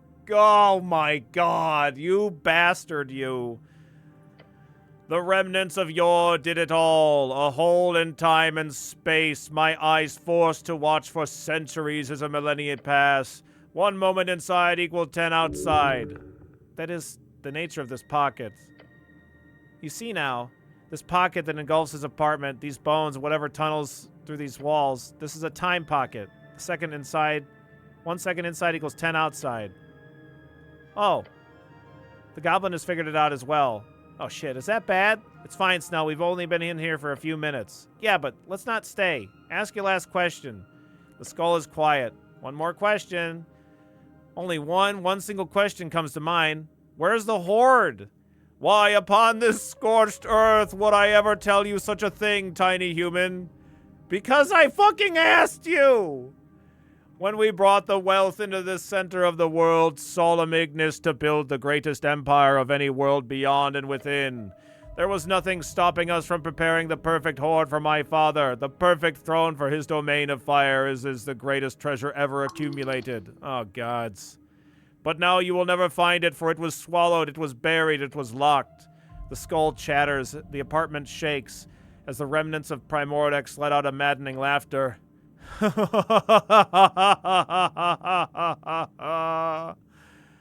the sound fades, so does the mimicry of life. Oh, boy. I mean, look, we're not looking for any dragon treasure. We got stuff to do. But I'll admit, that does sound pretty juicy. Yeah, I'd love to go on a treasure hunt. He was lying. He simply wants us to run around looking for a horde that doesn't exist. Dragons, they sure love mocking us. Dragon gives 0 shits, even in death. I'd love to go on a treasure hunt. If it involves the greatest treasure in all of existence, then, either way, it'd be a hassle to have that much money. Now let's get out of this pocket before we waste any more time. It's already been, what, 30 minutes outside? Yeah, let's get out of here. Okay.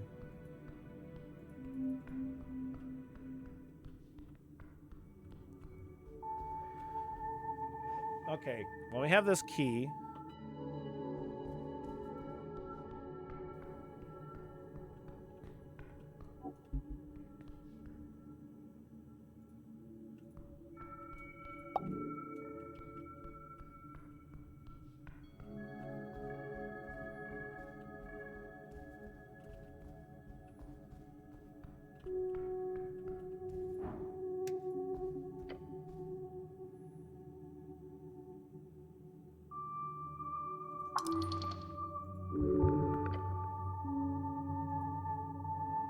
Can't talk with plants here.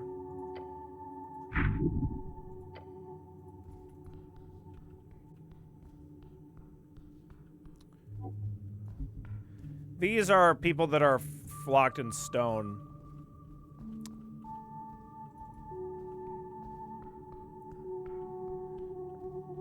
I could try speak with dead on this other dead guy over here where we got the scroll.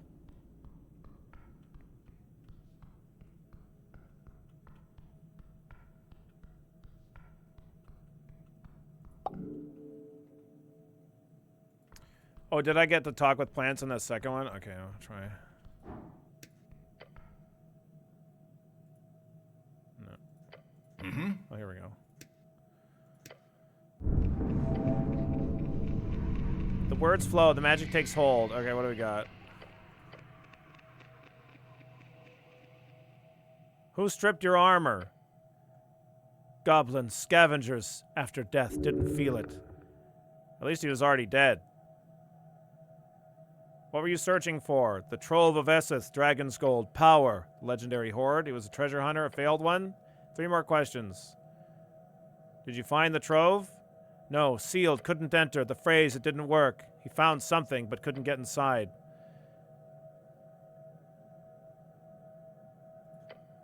Past the roots. Okay, well, this is just a hint of getting into that.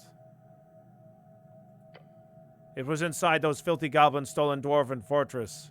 He gives you a serious glance. We do not store some dragon trove in the garden, nor the roots. I can promise you that. Okay.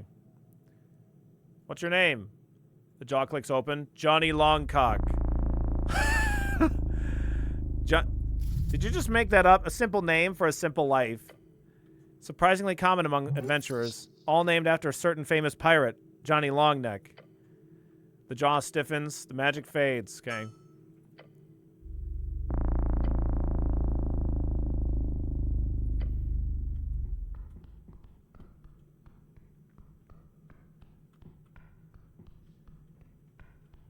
Shark loaf. It's schloaf.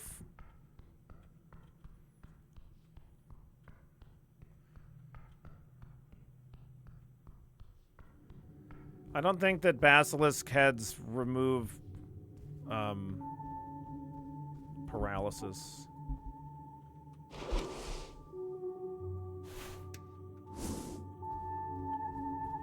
No.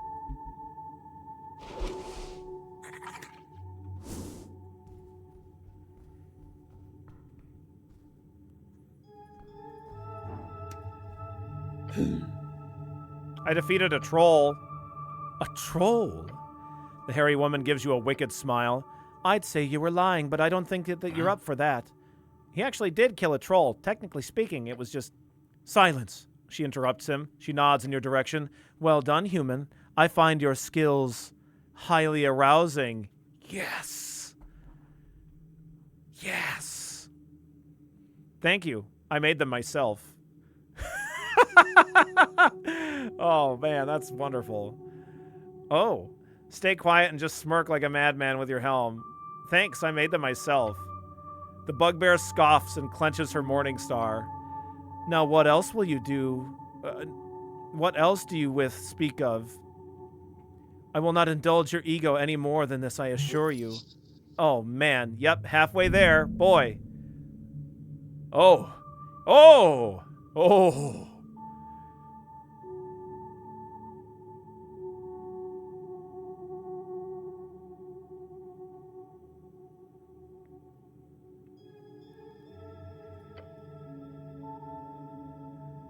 You look like a great warrior, and a woman attempt to flirt again? I do not look like it, human. I am. Yet. Oh, yeah? Yes. Oh, really? What are you attempting here? She laughs mockingly. Some type of courtship? You are a fool. Prove yourself worthy, and I might look away, you buffoon. Okay, I'll do that. Okay. Yeah, good luck. She scoffs. Okay. I thought that was going to unlock something new.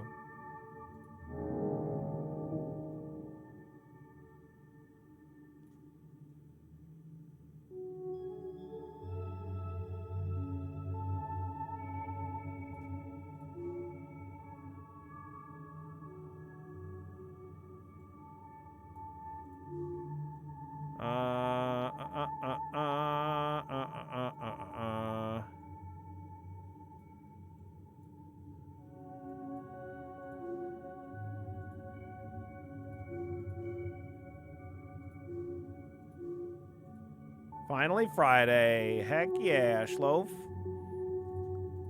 Ready for sitting back, relaxing, chillaxing, grabbing some snacks, and having a good freaking time?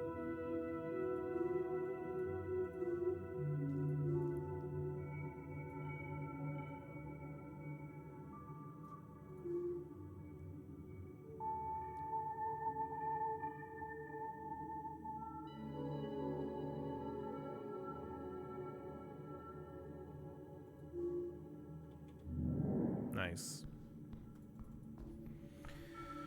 Okay, so we did have a dialogue pop up here where we could talk with the roots, possibly.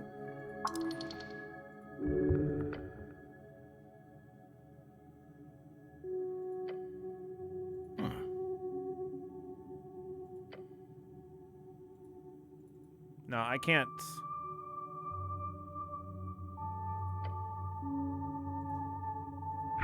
Oh, here we go. You touch the surface of the tree, the soft moss dampening your glove. Then you trace a spiral with your index finger. Primal magic causes the roots to stir. A deep rumble shoots through the chamber. Greetings, O great bracken tree. One of the roots reaches out toward you. Is it hostile? I mean, it doesn't feel like it. It's moving very slowly. Ha! Missed me! Dodge. Are you friendly? Grab the root and shake it. Let it touch you. Let it touch you. The root slowly reaches for the top of your helm. It pats you 3 times. The goblin takes a step back and clears his throat. I'll let you handle this. Making friends with trees really isn't my thing. Allow these trees to speak. Allow the tree to speak. What is your name, tree? Can you speak properly? Allow the tree to speak. You survived errands. Congratulations, Bombardactyl. Hell yeah.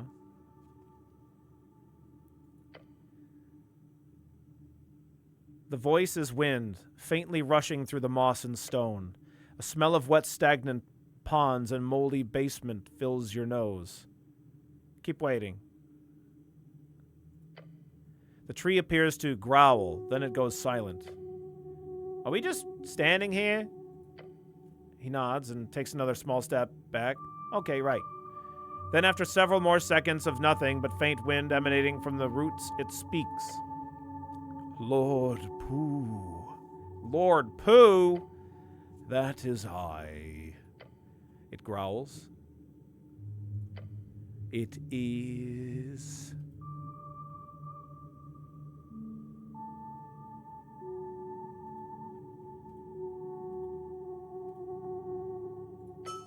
An honor.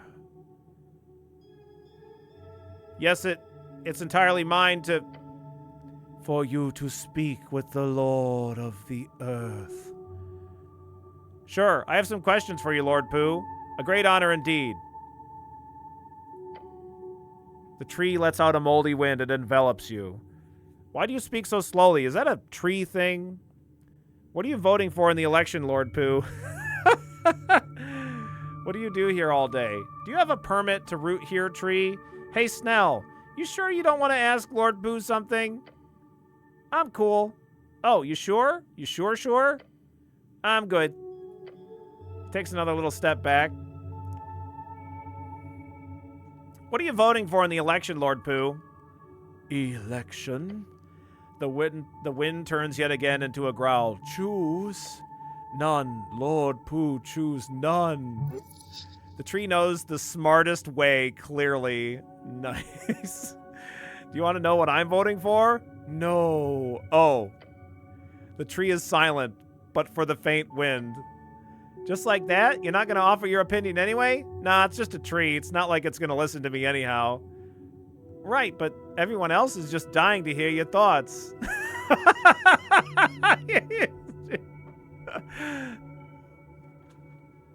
Oh, man. What do you do here all day? Drink water. Dig deep. Eat earth. The voice goes silent. Fascinating routine. Ask him if he hustles. Right, but do you have hustle? Thanks, dexterity. The tree growls. Uh-oh. And the wind slowly turns into a voice again, letting out a single word. Yes. Well then. Nice. Why do you speak so slowly? Is that a tree thing? It does not respond at first. Or is it an age thing? I'm assuming you get slow with time. At least humans do. Lord Pooh is... He's just spit it out. Yeah, fucking spit it out already. not often in conversations. Okay, that's fair. Sorry for asking so many questions. Get used to it, buddy boy. Right, I have some other questions. Damn, hustle economy, can't escape. I mean, dexterity is just, he's gotta know. Get used to it, buddy boy. The tree stirs. Do you have a permit to root here, tree? Yes. It answers surprisingly quickly. Who exactly offered you a permit? The planter. And who is that? The roots just nod toward you, and then the voice repeats, Planter. What's your relationship with this Nessun? Neswikara, my love. Ah, that kind of relationship. Glance towards Snell. The goblin gives you a casual shrug. She will come to me soon. The green witch of the water below, she is true beauty, as dew upon the leaves of a sunset hotness. Her depths radiate me. Oh, gods. Okay, I think I've heard enough. You seem to like her. The tree's voice turns into whistling winds. Okay, alright, I guess we're done there.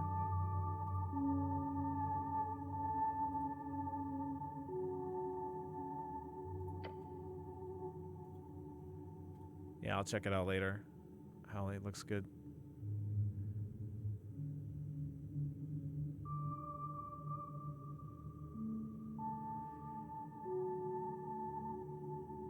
Go now. Go now. You should not be walking. Sorry. You whisper to yourself the words to pull the strings around the mossy bark. Go now. You should not be waking. With that, the voice turns to wind, and then the wind turns to silence in the chamber. Interesting chat. I like that spell, though. The fact that I can hear your little conversation makes me feel so included. It's great. The goblin is slightly sarcastic. About 20%. Okay, great. That's cool. That's the first time we've used that spell. Well, because we only just got it, but... Okay, what next? What next? What next? What next? What next?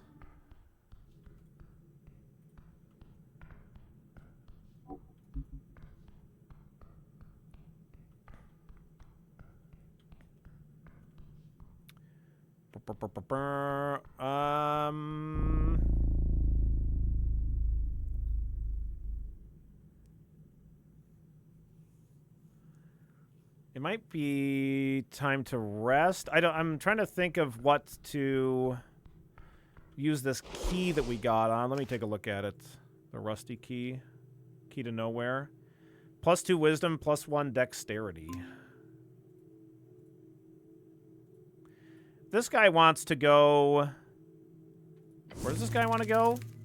Yo! The ant crawls around in your hand. You need to head down to the Undercoast path. That's where you'll be able to drop me off. Okay. Okay, let's go to try to drop this guy off. Okay, where would I think?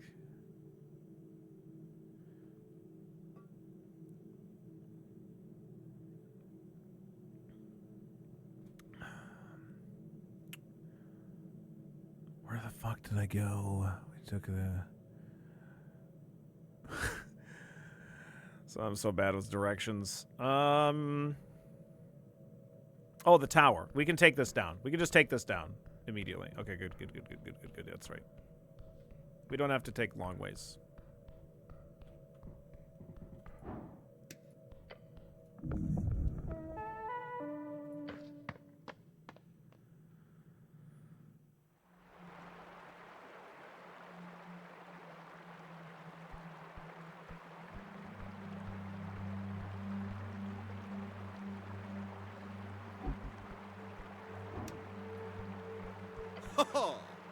Ah, my good fellow, you return!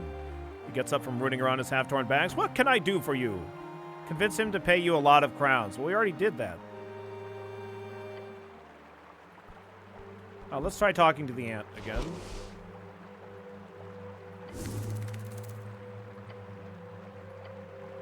Hey, this is it. You can drop me off right here. Drop off the ant. Thanks, buddy. The tiny ant jumps off your glove and starts sprinting off. Just like that, huh? Hey, good luck out there. The ant stops and turns around. You did well. Didn't expect much, to be honest. But I can feel the hive nearby. We're already stronger. I or we? We are unsure. An image flashes through your skull. The sudden visuals burn in, leaving a mark. Here, it's underneath that thing you found me on. Just check under that crack. You'll find some goodies we hid before they drove us off. A crack in the statue, the exact place where you found this tiny creature. Okay. It's our special little gift for you. From us to you, buddy. Huh? Hold on. Is this stuff you've stolen from us? I'm not sure this is yours to hand out, buddy. Relax, Gobbo. This is a treasure we collected far before you greenskins ventured into the tunnels. Sweet. Shake your head. Is that image in my head going to go away soon? Yeah, soon. I think. We think. The ant rotates around a bit on the spot. Guess this is it. It's been nice to follow you around for a bit, buddy. I've enjoyed it. We have enjoyed it. Great.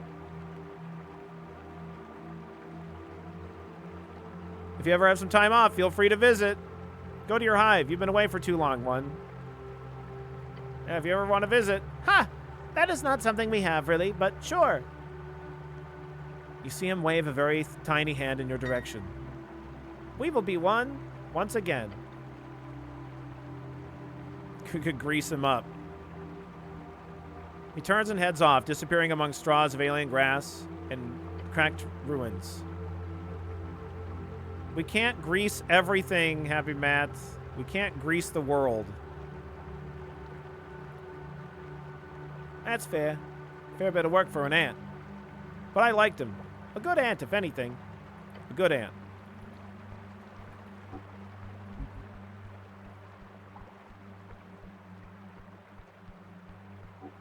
Why not, though? Look, okay, if the game would let me grease everything like I can in Baldur's Gate 3, you should, my game, Baldur's Gate 3 doesn't even fucking run because everything's got grease on it, okay? But it won't let me cast it like that. So I'm sorry. This game has limitations.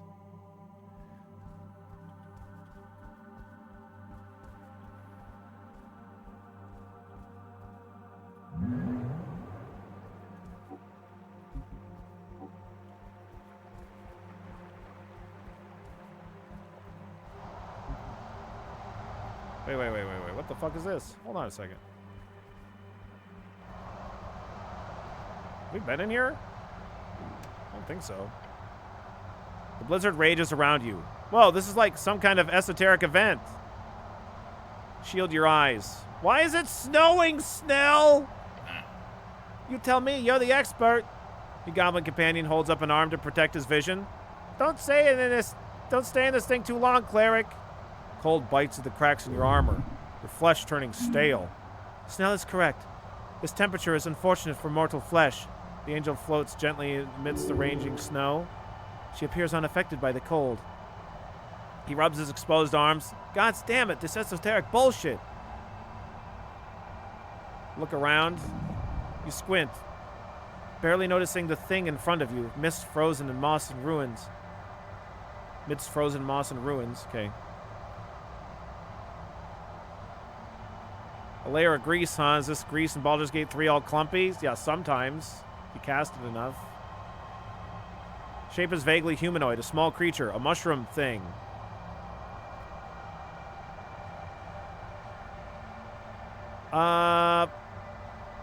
What is that, Snell? No clue. Some fungoid? A fungal folk, yes. It appears to have gotten stuck in the esoteric pocket. Either way, if you stick around for any longer, I will go stand outside the freezing esoteric sphere, okay? Okay.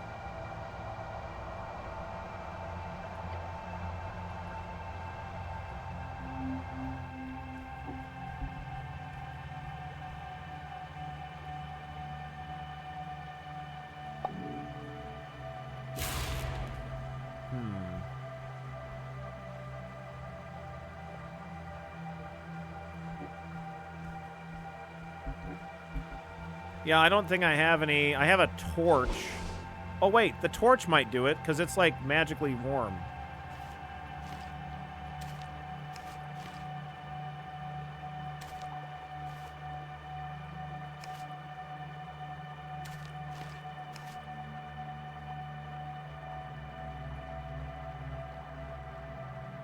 Self-roaming mode, since you don't know the passphrase, but hey, it lights the way. I think it's because our intelligence is low, Papa.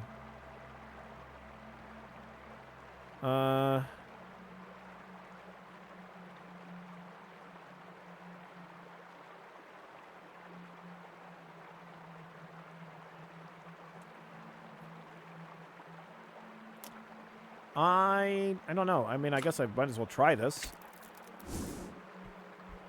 I don't think that this is going to work, though, but we'll see. No. Shrine older than any man on the coast. Okay.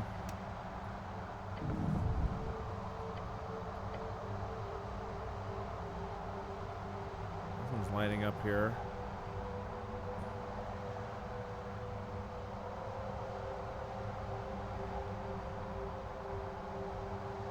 Try to move it. Grab onto the icy surface of the thing, but you cannot. Not heavy, but stern. Poke at it. Does not move. Spend time investigating despite the cold. You kneel down in the snow, taking a closer look at the central figure. Yeah, okay, sorry, the goblin mutters as he turns to leave. I'll support you in spirit from over here. Yes, please do. Let's use Barkskin. Snell is correct in his assessment, cleric. But I see the esoteric pocket has caught your attention. If you need, I will assist. You see her armor rattling slightly in the blizzard. Gods, it's cold. There you go. Okay. The pain. You will be drained. Do not linger. DC 9. Figure out the mechanics of the esoteric pockets.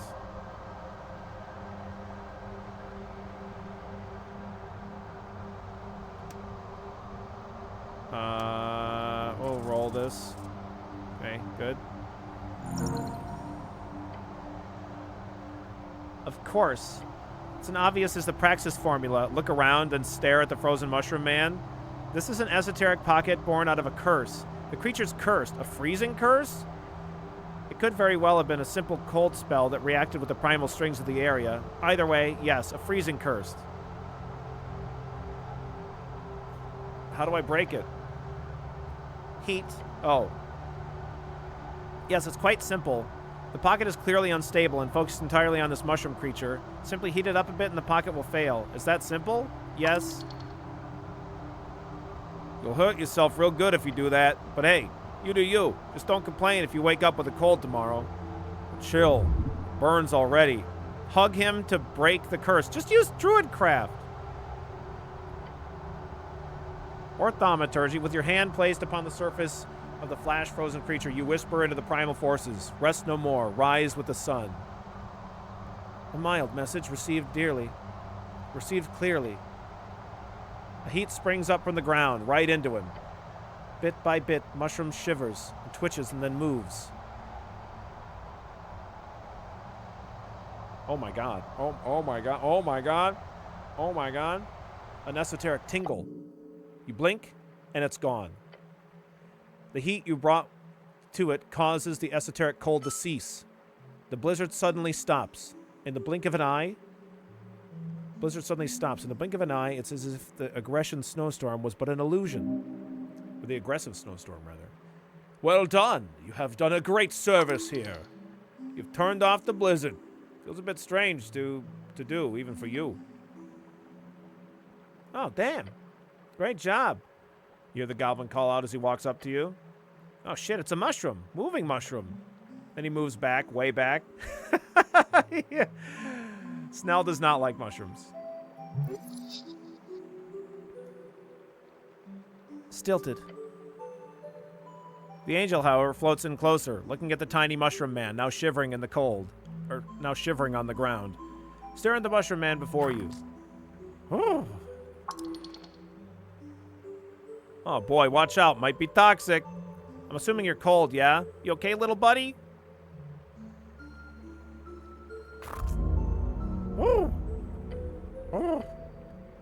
The mushroom man raises his head. You see a tiny mouth underneath the cap. It shakes as he says again, "You must be very cold." "We noticed you were in trouble," it says while keeping a healthy distance. The goblin does not want to approach. He's not happy about being near a moving mushroom like this. The fungal folk thing stares at you.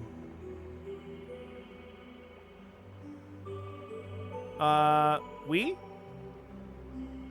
The goblin points at you. "Sorry, the cleric here was the one who helped you out. There, you happy?" Such a sensitive goblin, really. "All right, you're scared of mushrooms. Thank you, Snell." "No problem. Now talk to the guy or something." Keeps a very healthy distance. "Are you able to speak normally?"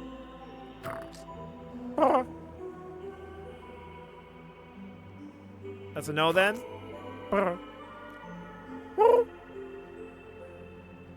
"Do you speak mushroom, Atir?" The mushroom man says, as Atir floats ever so gently closer. He's afraid," she explains, then places a hand upon your shoulder. "There is a gift to be granted, cleric. It will help." "A gift? What gift?" "Sounds great. Lay it on me." She moves back and does not say anything. All right, we could cast Comprehend Languages. I should cast Comprehend Languages, right? Yes. But just see what the creature does first in case it runs off. Okay. Look at him for a while. Got it. The mushroom man looks around the still frozen grass until he finds a snow-covered bulb. He lifts it up, shaking it clean. As he does, it lights up.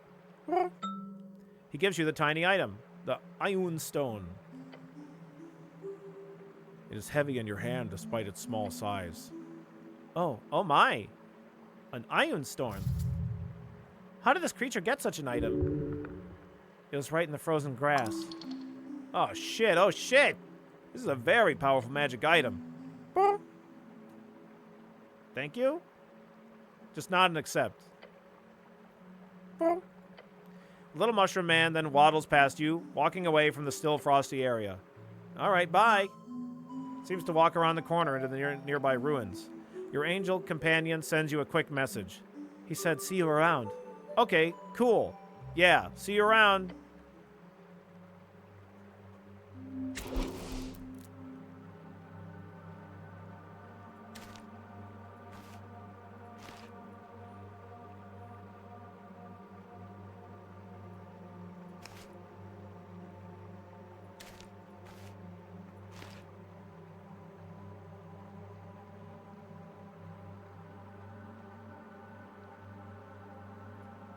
Ion Stone, Insight. A legendary magic item probably produced during the Arcane Era. It's got the markings of old Dimenorian craft. It floats around your head as you walk around. Are we sniffing Snell's head? His hair gel smells very nice.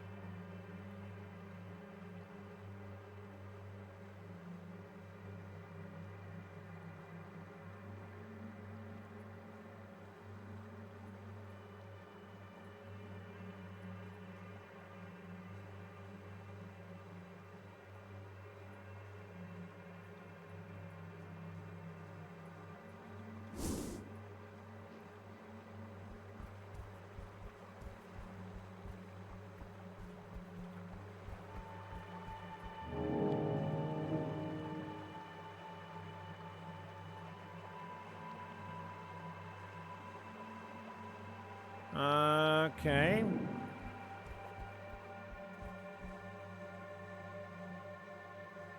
Yeah, +3 wisdom's great. If I didn't if I cared about what my wisdom was. Which I kind of don't.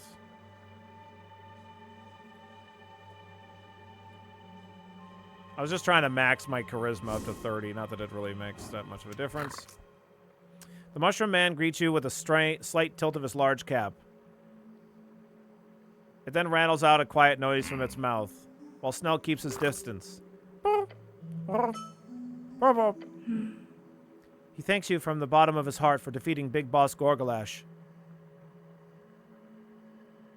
This place is pretty crazy. Big mushroom, glowing mushroom, talking mushroom. I don't think we'll be having a very productive dialogue like this. This place is pretty crazy. He agrees somewhat. Cool. Maybe we can leave him be or come back later or something. Don't we have things to do? You got something for me? As you speak, he takes a few jumpy steps closer. Oh, that's way too close. You should close your eyes. A poof of smoke suddenly explodes from the mushroom man. Not smoke. Not smoke, spores, cough and wheeze. Oh, jeez, I knew this would happen. Breathe, cleric. This is a gift. Nice. As the spores fall to the ground, your air clears, and the air clears, you feel a slight sting in your throat and nose. Oh, it's good. Oh, thank you. A cough again. He tells you the spores are helpful. Helpful to you. Enjoy them. Great. I don't think we'll be having a very productive dialogue like this. He agrees. I could comprehend language.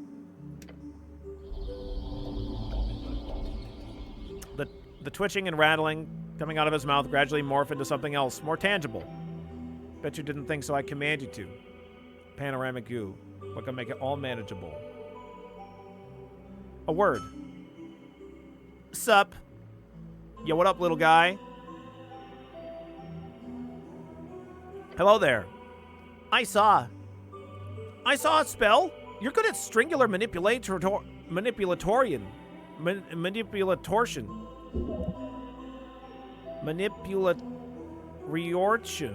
What the fuck is that? Manipular eocean. That's a fucking word.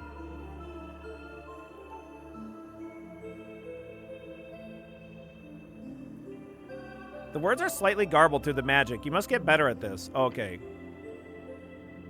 I am Cocolomoroso. I'm sorry, can you repeat that? Try to fix the spell. You're unsure if this is the spell or simply a fungal thing. He shakes his head. You might call me Brr. That is what meatwalkers like yourself say. Although it would be little different from me calling you Chushu, for that is what your speech sounds like to me.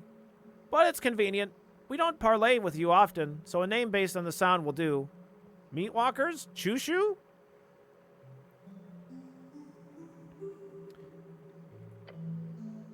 Sorry, I ramble. I want to thank you for saving me from the curse of the Gorgolash. I owe you my life, he bows his cap. Yeah, you do. Feel proud. No problem. I'll gladly assist you in any way. Tell me about Gorgolash. Gorgolash, the Asha King. A horrid word, a curse word. He is bane upon the shadowy depths, the murky fungal valley that is my home. A beast with no care for balance or primal love. See, I get the picture. He's the worst. For decades, he has roamed the great tunnel and it splits, taking what he wants, as all trolls do. Yeah, that troll sure was awful. Yes. And thank you very much for dealing with him. I owe you. My kind owes you. The fungal owes you. He bows his cap deeply. Your name will be written on the walls of the valley itself. Oh my god. Make sure you spell it correctly. It's Ragan Hemlin. Just make sure, just write it out as the cleric. Sweet. Write dick-ass rogue. That's my nickname. Good. You should all know the name Ragan Wizard King. Make it the dancing bard of the coast. How about the great barbarian of Ascani? Make it out as local friendly druid of Norvik. I don't need that. Just write something like a local government employee. The dancing bard of the coast. Bard? Yeah, it's a new thing I'm shopping around. Okay. The folk of the valley will remember such bravery. What exactly are those spores? It is from my life gland. Not sure I like the sound of that. Sounds great. Glance at Snell and whisper. That's not a sexual thing, is it? The goblin glares at you for a few seconds before he hisses back. Why are you asking me? And what the fuck is he saying? Oh, right, you can't understand him. Roll your eyes. Never mind. He says something about a life gland. He rubs his temples. It's impressive, really, how much of a headache you're giving him. Oh, man. Adir sends you a message. It's not a bad thing. It is the spores that allow my kind to exist. It also grants revitalizing esoteric effects to other kin. They can only be spent once, however. You live down here? No, or perhaps yes for now. My quest has brought me far, but I will eventually return to the Fungal Valley. But I do not wish to permanently live here in Upper Hollow Ridge. It is a landscape filled with far too many horrors for my taste. So this is Upper Hollow Ridge. Yes, it is. It is the region underneath your city, yes? Not many of my kind live here for clear reasons.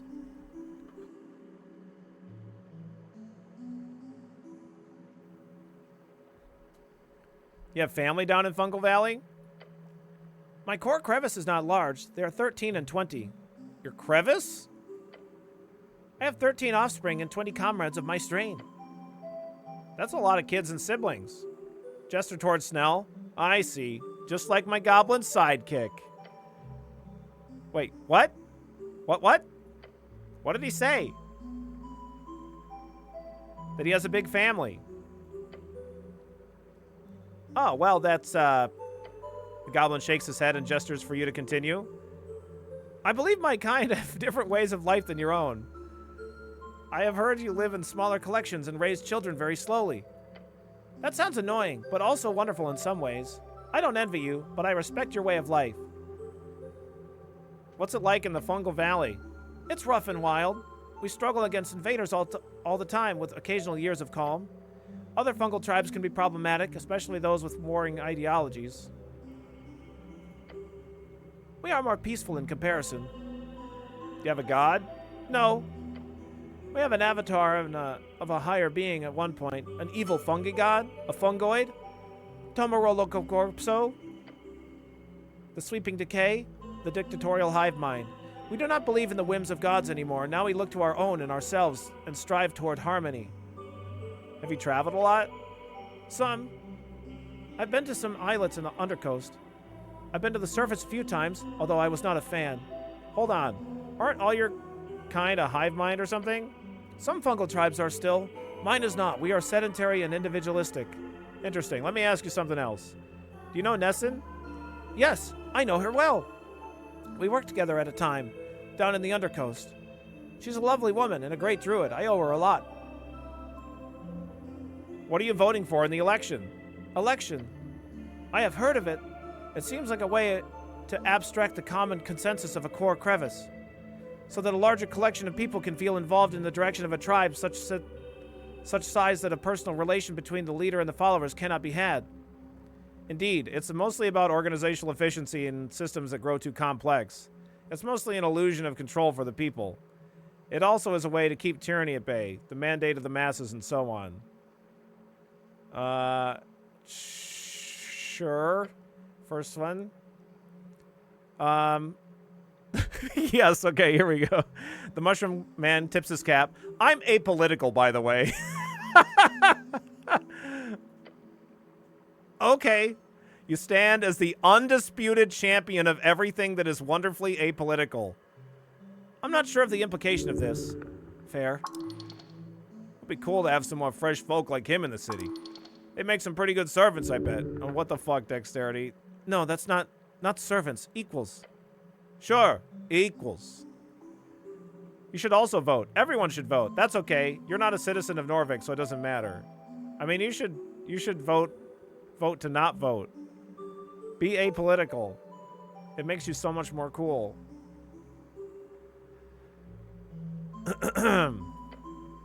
I should vote? You invite outsiders to vote in an election for your own sovereignty? Well, when you put it that way, there's no outsiders. Everyone that's part of the melting pot that is Norvik. Honestly, I just really like the idea of fungal folk living in Norvik. That'd be awesome. Everyone can be a part of the melting pot that is Norvik. Halfway had trouble getting enough voting cards, but you invite the first mushroom guy you see to vote? I'd love to see it. Burr nods a bit and looks to the path leading up towards the city below. It's been long since I visited above. Since the threat's been dealt with, then yes. I'll come to see this election. It'll be an interesting excursion. Thank you for the invitation. That's all for now. Have a good one.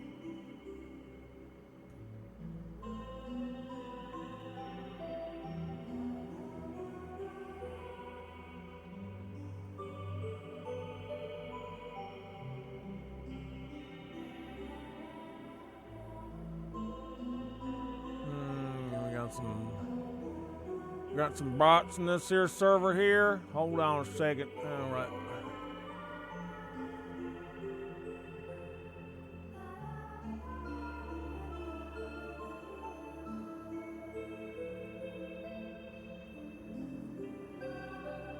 Got some bots in the Discord. We'll get rid of them real fast. Lickety split.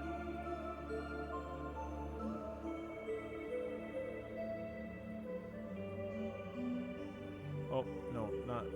No.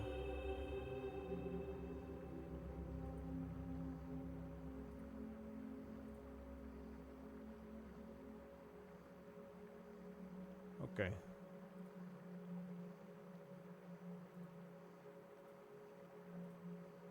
Got him, sheep. I don't know if you're in here or not, but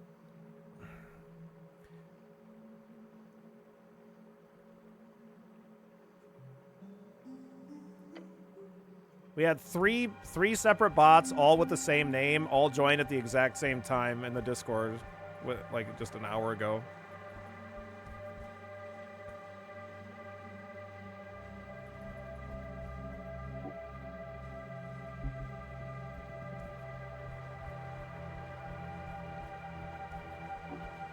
Oh, what's this? You approach the shrine. Oh, this is a shrine that we can prepare spells at. Gotcha. Oh, fuck.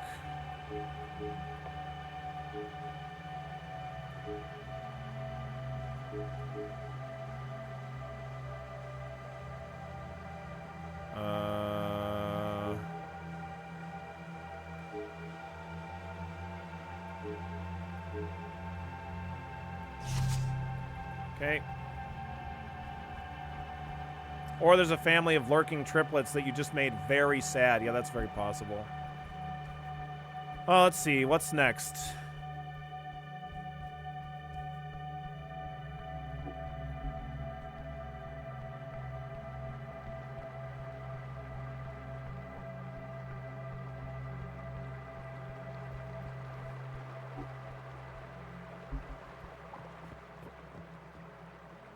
I need to solve that riddle. I might end up just looking it up.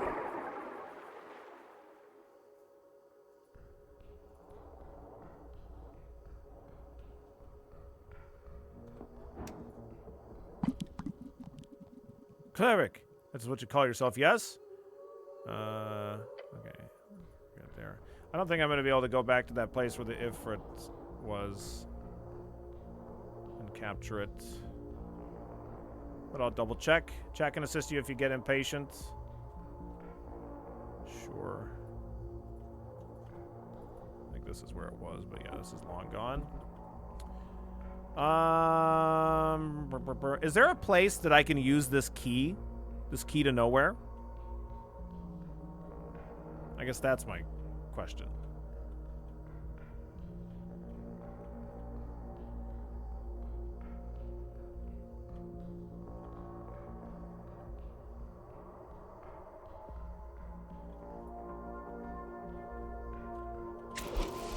Read the description. A brass key. You have no idea what lock it would open, but holding it reveals one simple truth. It is highly esoteric. You should keep this key on your person at all times. If you do, you have a feeling, a vision of even, that one day, maybe years from now, you will stumble across that lock. When you do, everything will change. Okay. Duly noted. Do I look like a locksmith, Billy G? Alright, fine. I guess you don't look like a locksmith.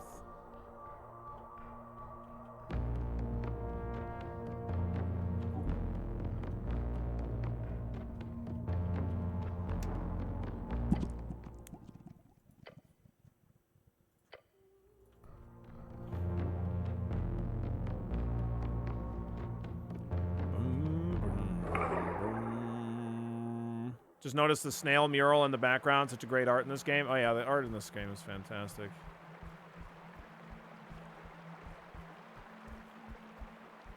Howley cause chaos. I've never seen it happen before.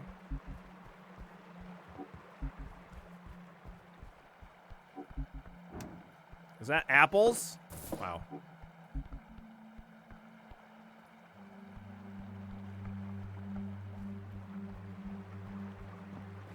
You can unequip it. It's an epilogue item. DM's leaving you plot hooks. I see. Okay. I am interested in a hint of what to do next at this point. Because there might be something like that I haven't interacted with that I can't think of, but if that is the case, then I do not remember.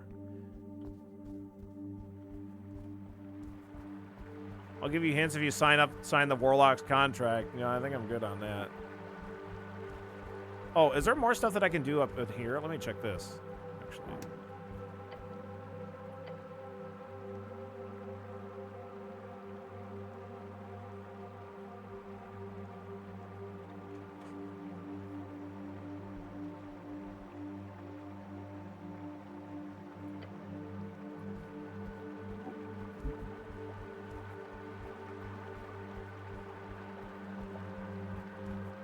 There's a hidden area for the quest, not here, in the city below.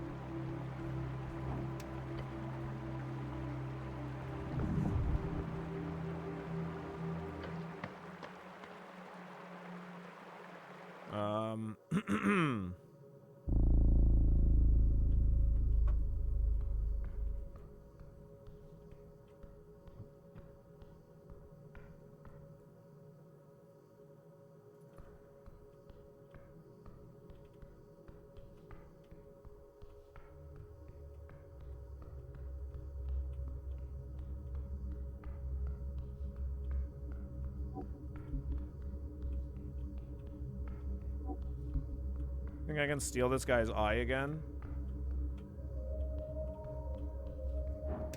No, I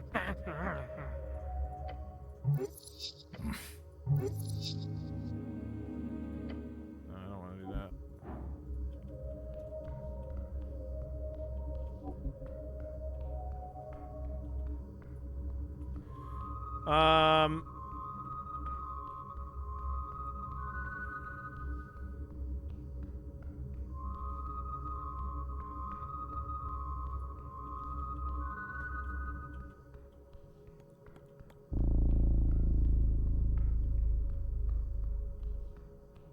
Like somewhere over here in this area?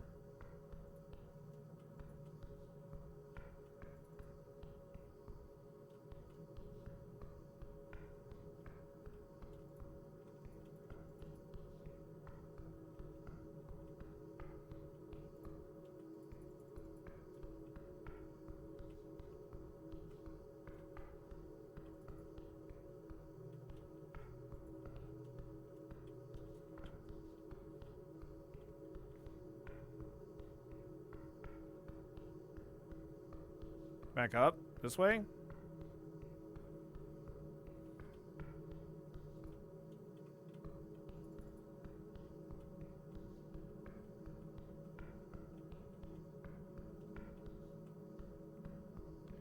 Is detect secrets lighting up?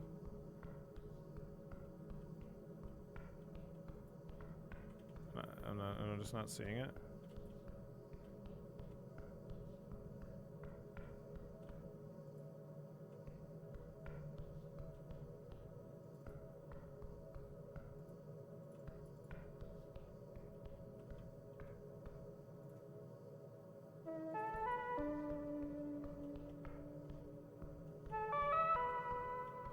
Oh my God.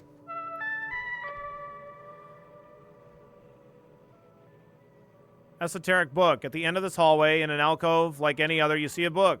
It sits on a thin ledge. It does not have anything in the cover. This is creepy. Agreed. Don't write your name in there or anything. Heard about a guy that found a book once up in Muletown.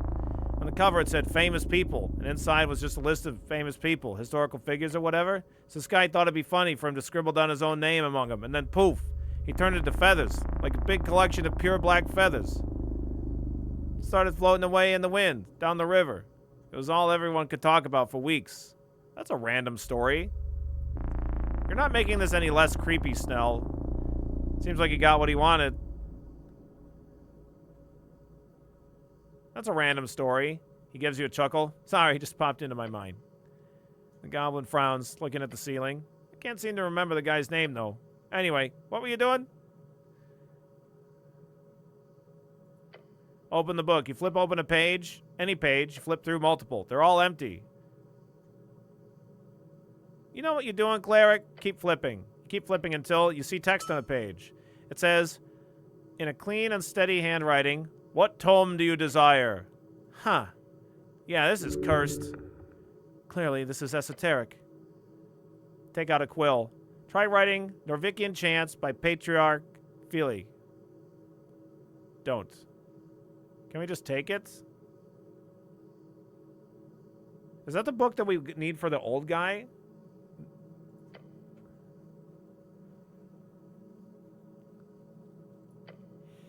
You pick up the tome, you get an overwhelming tingling sensation running down your arm. Impending doom. Holy shit. No, don't! Drop it. You okay, cleric? Are you shaking? Put it back. You do so quickly, placing it back on the ledge. Okay. Open the book.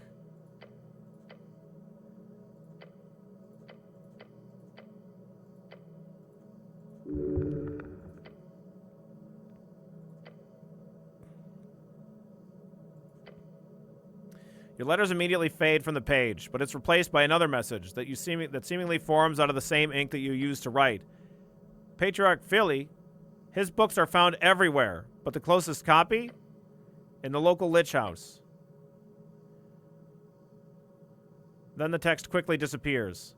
That's amazing? If it can locate any book, then it's like very, very useful. You ready? With your quill.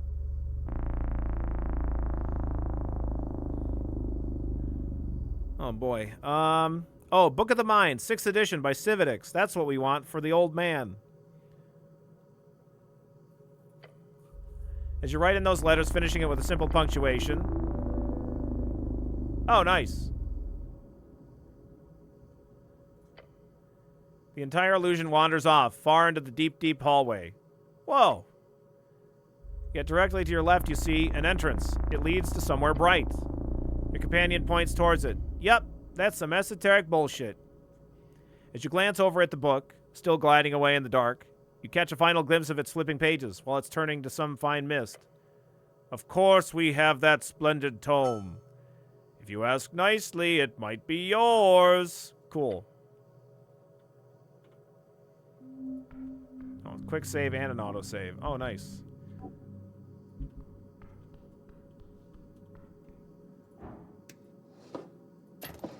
Shards, nice.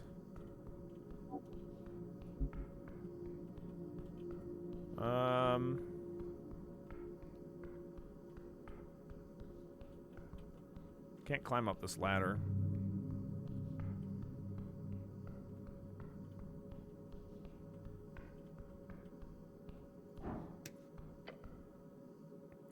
From the pile, among the ancient tomes and scriptures, each holding a world of knowledge inside, the one you seek is here, right on the ground.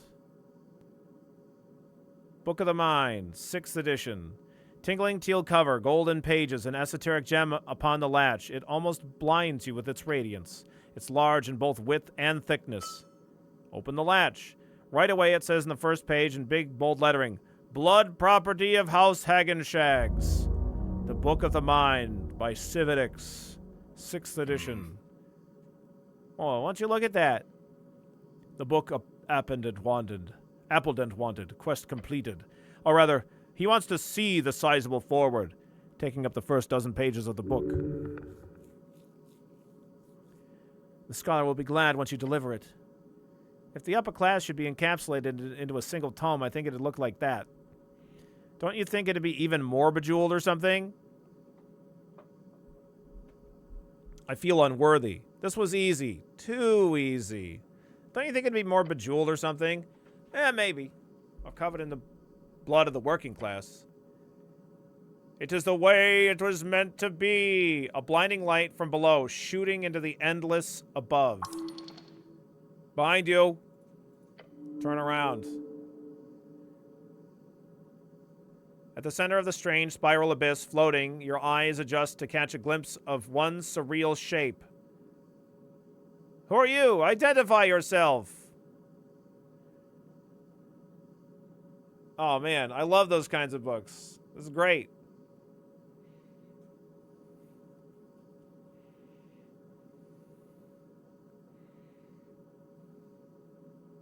I mean, I don't know what you're talking about.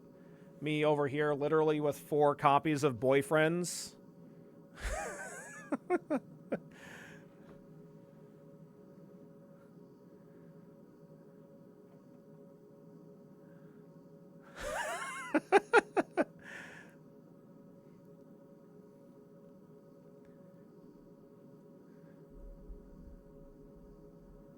Yeah, it's really good, Cheese. Who are you? Identify yourself. We are many pages, all words. TMI, Billy. Boyfriends isn't a naughty comic. Even down to the cursed D20. Yeah, I definitely...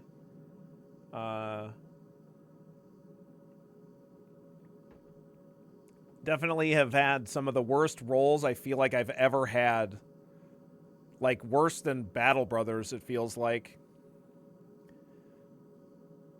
For some of our luck during this run.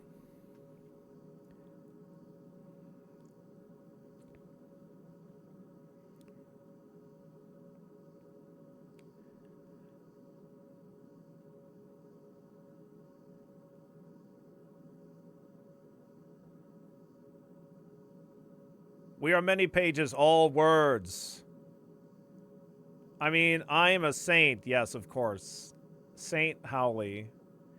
A lot of boy kissers in here.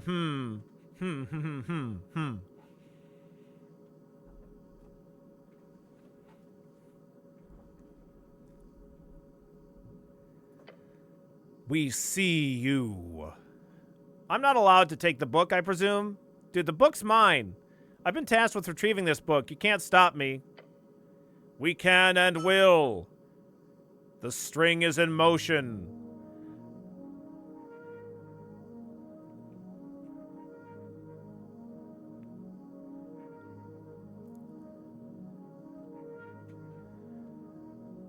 While the library shakes slightly at the tone of this esoteric entity's voice, you do feel there is no immediate threat here.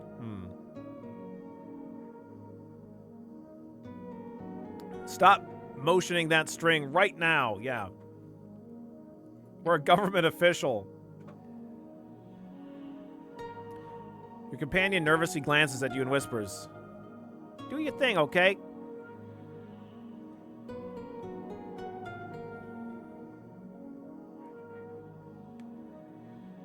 Interesting. Tell me more about yourself. Can you see the strings of yore? What's the rarest book that you've got here? Rarity is a trait determined by the beholder. I mean, yeah, but like in your opinion. We do not convey through opinion. We live through written fact. But like, which one can't be found anywhere else? We hold thousands of written works which cannot be found anywhere else. But if you had to pick one, which is objectively the most sought after and in terms of contained information most difficult to find elsewhere, we hold 3 tomes, each of which hold a level of uniqueness and universal desire among the populace of this plane that can be considered the most rare copies in the collection. 16 Lessons of Chronomancy by Chronomancer, the Codex of Ultimate Wisdom by assorted authors, and a copy of Vulgata by Saint Jerome. Vulgata, a lost religious text originally passed down from the ranks of the Order of the First Knights of Old Dimenor. These great warriors used the teachings in the secretive and holy scripture to ultimately influence all modern ideas of chivalry and knighthood. All copies were said to have been destroyed when the order disbanded. A Vulgata, a copy survived. Yeah, those seem really rare, dude. Yes. They are hidden from you, for you do not hold anything of equal value. I take offense to that. Do I look that poor? You do not hold anything of equal value. Okay, wow. Tell me more about yourself. We are the living library that which roams the walls of the fields, the phrase of Eomestra, built upon words of all, the words of those who spin the yarn yet do not thread the string. What the fuck are you talking about? That's very interesting. What else can you tell me? What the fuck are you talking about? Truth. Such clear and effective communication. Can you see the strings of yore? We are one with the string.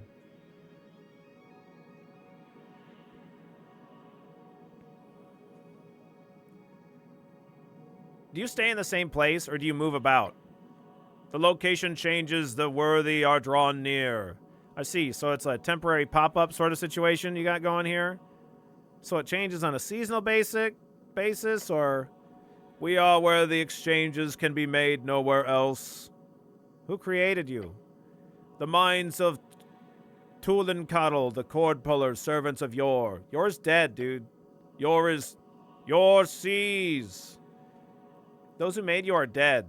The minds of Tulincuddle are everlasting. Did your creators live here in Asken? The cord pullers built their empire around the gate. That is where they are. Was that your book on the outside? We are all texts. The written, the page, the tome, the book. We are. Okay. I really didn't mean to steal from you.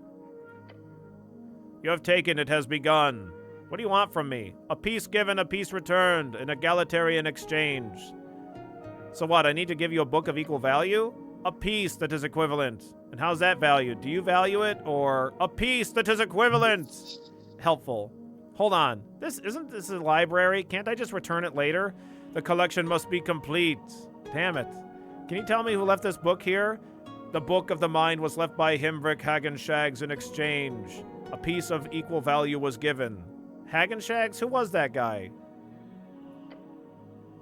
Himvric Hagenshags, that was the name given. The piece given was the blood order of Doug. Doug?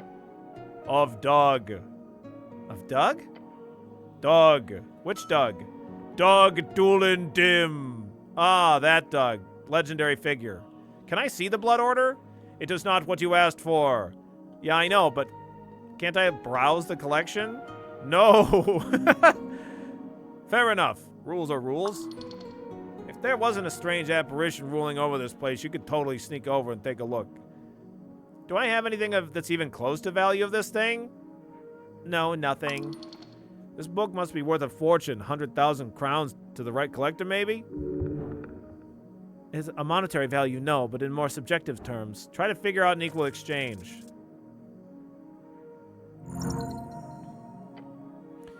No, there's nothing you have that's monetarily exchanges equality to this tome. However, it's not connected to a monetary value at all. It's not. While powerful, it'd be unlikely that this thing would apply its own material break to the value in its text, simply because it would not keep the value of the collection intact. If you take out this book and spread the secret forward, hidden within, that Appleton spoke so longingly about, then the value would crash, and the monetary value of the collection would collapse. It has to be an object of, what, sentimental value? More or less, yes. Something that symbolizes a similar value on whatever ineffable level this apparition appraises its collection. Which means there's only one object in your possession that would reach in any way high enough level of value, and you know what it is. Grab your pouch of holding. No. What, you got something?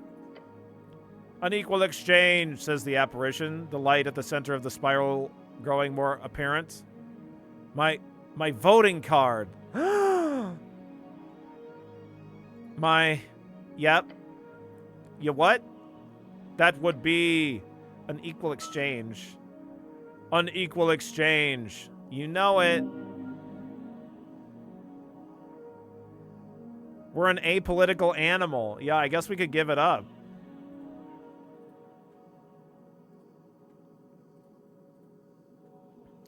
You've sworn to guard it with your life. It is a symbol of your political internal struggle. What kind of man would just throw it away? You're not just throwing it away. A vote is just one vote. If you get that book, you could, buy as many votes as you want. You've struggled for ages over how to make your voice heard. Is this the time to falter? Truly? What a terrible conundrum. Just do it. You should think about this one hard. Come on, just do it. You're holding the voting card in your hands. On its surface, you see the marks of an indecisive man lit up in the glow of the living library. Cleric? Unequal exchange. State your full name and the name of your piece.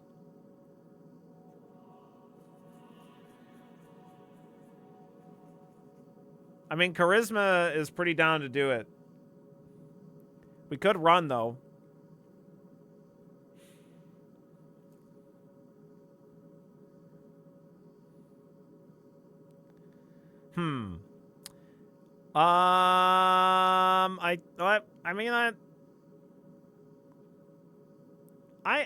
I feel like running probably isn't too hard.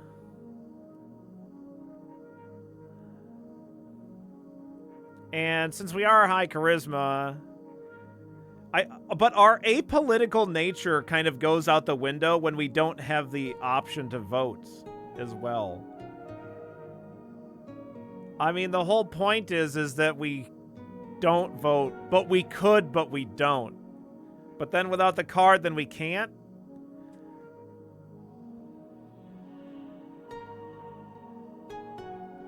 Charisma does say to give it up.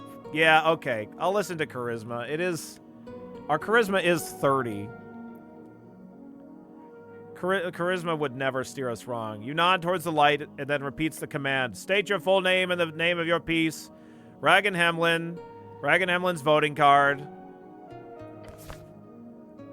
The card is grabbed from your hand as if it's swept up by a non-existent wind. Yes! The voice lets out a deep, harrowing statement. The exchange is accepted. The trade is in place. Then the light slowly begins to fade as the darkness once again envelops the spiral chamber. Oh man, good job, but I gotta ask, why was your voting card worth the same as a super expensive book? What do you mean? I've lost my only vote. I won't be able to participate in our first ever election. This is a tragedy. Cleric.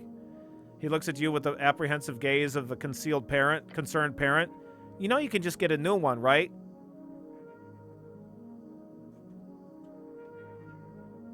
What? A voting card. It's a bit annoying, but anyone can just get a new one from the district office if they lose it. What? Suddenly the light returns. Oh, fuck! No! Shut the fuck up, Snell! Oh, God! Value is depreciated. No! The deal was done! No takebacks! Oh, fuck! Oh, no! Deal was, is, are. It's confused. Now's your time. Shit, run! You quickly slip the fancy book into your pouch of holding, and in the same movement begin to sprint up the spiral walkway. As you do, the voice lets out a deep, harrowing statement. No exchange offered. Your soul will take its place. Ah! Fucking run! The illusionary books upon the shelves begin to crumble and shake, turning to dust one by one in a series of violent, esoteric poofs. Poof is the scientific term, of course. The ground shakes and the world collapses as you move up the stairs. You will join the collection. The goblin is by your side as the two of you run as if a fire burned at your backs. Stop! The apparition clearly wasn't ready for your sprint. It must be because you tricked it with the voting card. What a great move! Yeah, sure. Tricked. Let's go, go, go! Rush ahead. The shelves turn into a sea of dust further below, quickly catching up. Oh, God. Quickly push yourselves around the spiral as books begin to fly out of the shelf. Many turn to ash, covering the path in front of you. The goblin hops over the puddles of book dust. Something is wrong with this shit. Don't touch it. Behind, further below, you see a wave of this ash forming. It grows, filling the library. The voice is now fading far away. The collection! The collection! As you hear this, the tome lands before you. It does not turn into ash. Look at it. It says, the personal spellbook of Grand Arcanist Phileas Prax. This is a masterpiece. You must have it. Grab it. Now! Resist grabbing the spellbook! Oh my god! Oh my god! Barely. It does not make sense. Phileas Prax did not have a personal spellbook. Such a powerful arcanist would simply bind his memorization mentally, spiritually, and physically. Obviously. Obviously. Jump over the spellbook. Rushing past, it turns to ash behind you. Go, go, go! Follow the goblin up closer towards the exit. You're so close now. As all the strange ashen books now pour into the walkway and cascade of dark pages. The collection is echoing ominously behind you. Barely noticeable over the rumblings of the structure. Almost there. That is when you notice it. The magazine. It sits on the railing. A magazine in a library? Yes, you can see it clearly. It is the Red Light. The best nudie magazine in Norvik. It is banned in every official district. One-of-a-kind type of debauchery. Oh, that's fine. I really don't care to stop for a random pinup magazine. Oh, truly? Of course. The towers had a ton of hidden stacks of smut. It's not exactly difficult to... Hold on, look at the cover. It's a special edition. Oh, what kind of edition? Take a look, it can't hurt. You glance at it, just a quick peek. Oh, yes! On the cover is a particularly sturdy-looking, well-built woman. The title says Orcs and Amazons Edition. Oh my god. Earth be good! Strength DC 12. Don't open the magazine. Oh, okay. The flow of ash catches up to you quickly. Like the waves of glittering dark sand, each splash hitting your back causes you to lose strength. The two of you run towards the exit. Don't stop. Chanting from below grows louder now. One, a piece for a piece. Throw yourself out the doorway. You and Snell both jump out of the city below into the city below hallway. The flood of esoteric ash coming after you, up until the exact crossing of the doorway. At which point it is stopped, hitting an invisible barrier, which promptly fades into a solid wall once more. Holy shit! The goblin falls down to the ground, letting out the occasional insane chuckle. Another stupid death averted. You got the damn book at least? Check if you still got it. Taking it out of your pouch, holding it, you do still have the quite real and physical copy of the Book of the Mind 6th edition. A successful library heist. With some minor hiccups. Time to deliver the book to the halfling. Goblin gives you a thumbs up and slowly gets up on his feet. Next time, he says, pointing upwards, we'll go to the Darowian library, okay? That was some esoteric bullshit. Nice.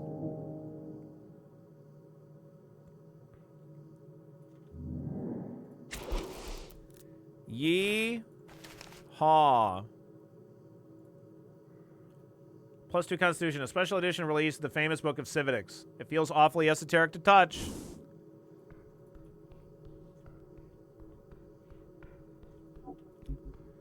No, as it stated, we don't have to get the voting card back. We can go get a new one.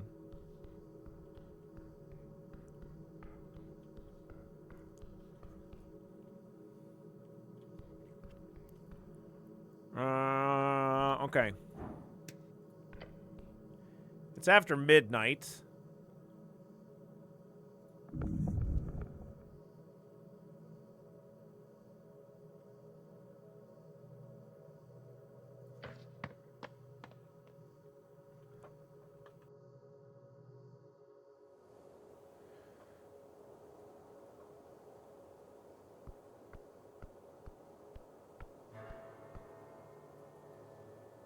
Do we have to go to the office for that? I mean, maybe. Probably, maybe.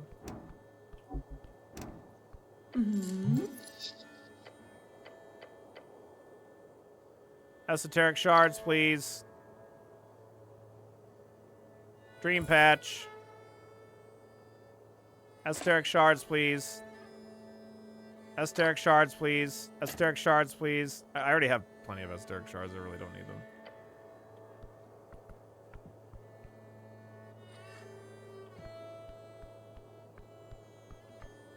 Oh yeah, there's this guy with the potions here. We could buy something crazy from him, right?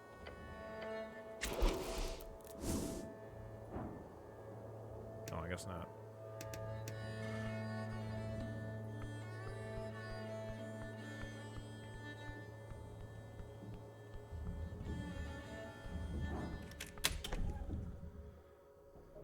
Oh, is he gonna be at the bar?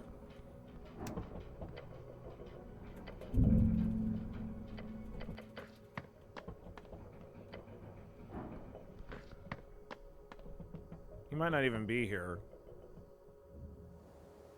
There was definitely a faster way to go than this, but...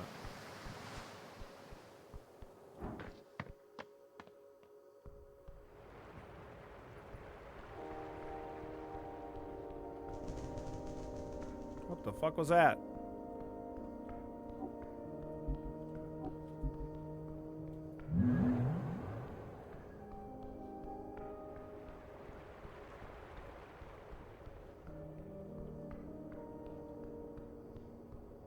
It's like a critter or something.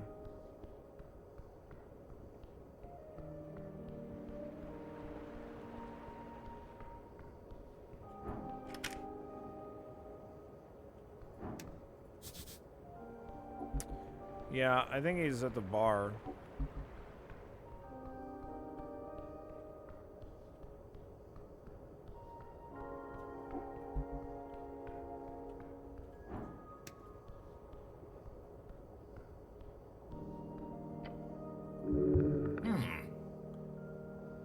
What are you looking at? Nothing? You calling me nothing? It's not that deep. Knock on the door. Okay. You rap against the solid wood. Very, very solid, rhythmic knock.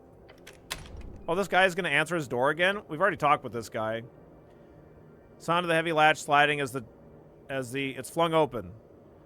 Beyond the frame, you see a human male, mid-30s, his short hair ruffled, his cloak wrapped around him like a makeshift toga.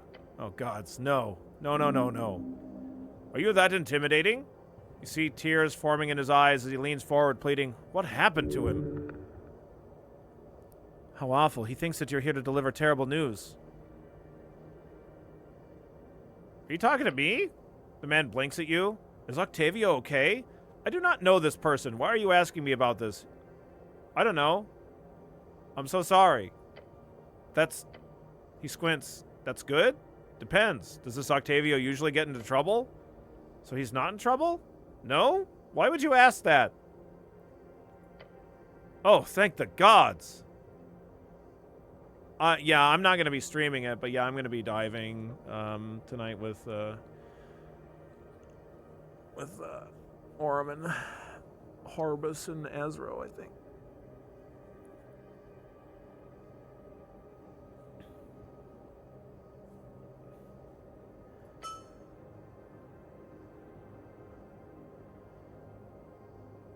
He rushes in to give you a big hug. Hug back. How lovely to share an embrace with a fellow man. This truly makes me glad.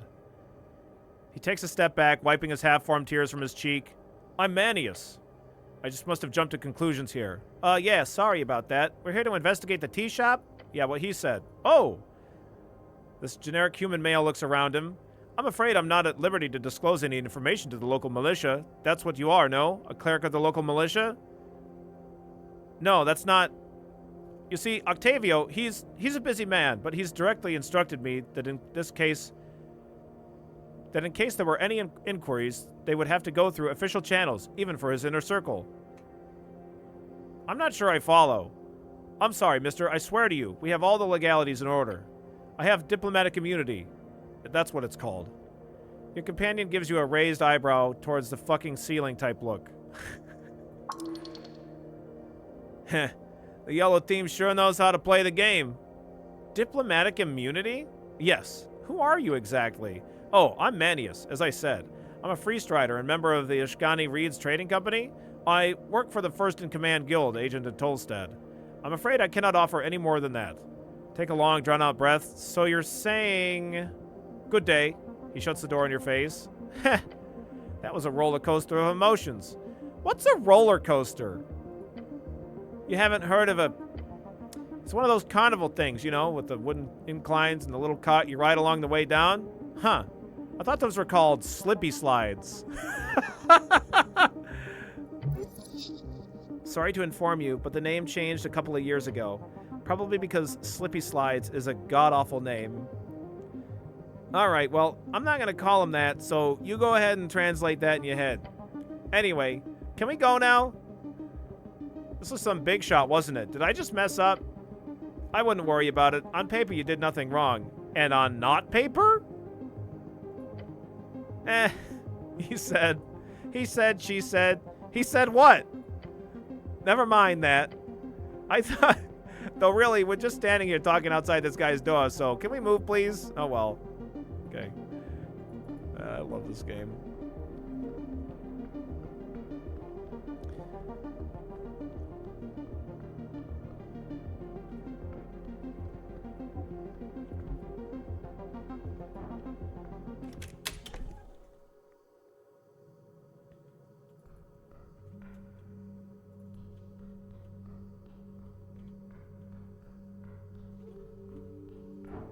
Oh, wait, there's that one creepy door over here. The one that got us murdered? Oh, it's not here now. Maybe it's at a different time.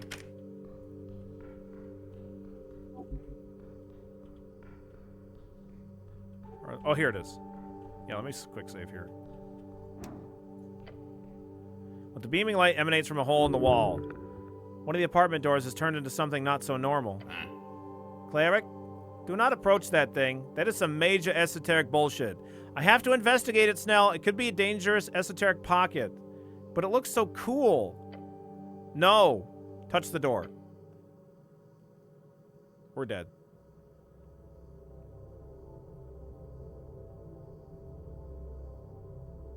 Flashbang. Oh my god. Sting of radiant energy fills your senses. You're burning. Survive. Uh-oh. Feel the pain. 12. As the pulsating death fades from your bones and skin, all you see is light and a door? Go through the door. You step outside. Oh my god, a ton of fucking time passed. Holy shit. The door closes behind you. Snell stands beside you, muttering to himself, I don't want to go. It's not good. It's not good idea. He shakes his head and then looks around. What happened? I don't know. The door behind is now just normal. Not glowing, magical, or anything like that. Ugh. I feel weird. Not terrible, but... Your body's refreshed.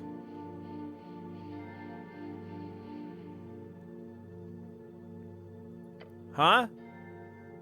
What time is it? He looks at the tiny pocket watch. Holy shit, we lost 6 hours! Yeah. Yeah, oh indeed. Esoteric gods be damned bullshit is what it is. I feel pretty good, though. It's kind of a nice door. Magic healing door.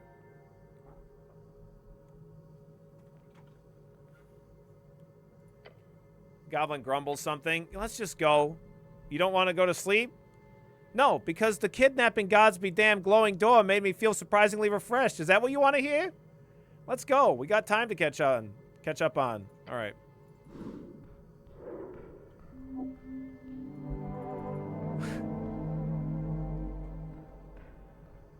Okay. It's the last day, I think. We have to finish this today. Yep. The old lady will be real pissed if we don't. I think we should just handle every loose thread today. Every thread? Yeah, you're getting a bit too ambitious there. What do you think we should do? Good question. We have a few good clues, if you ask me. Number one would be the testimony of our star witness himself. Look.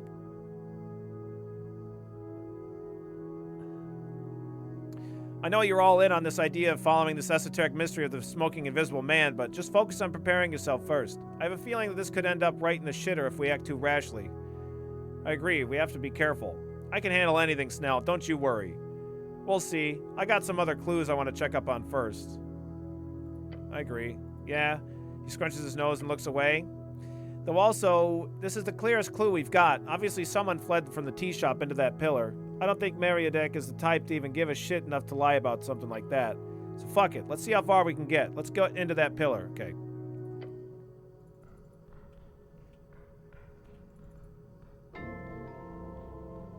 Well, we can probably go back over here now. Also, I should probably heal myself.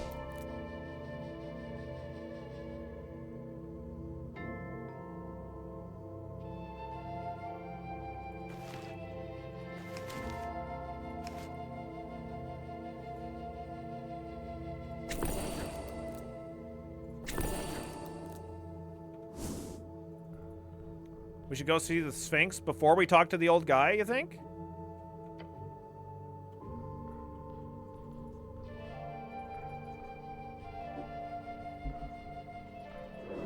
Oops.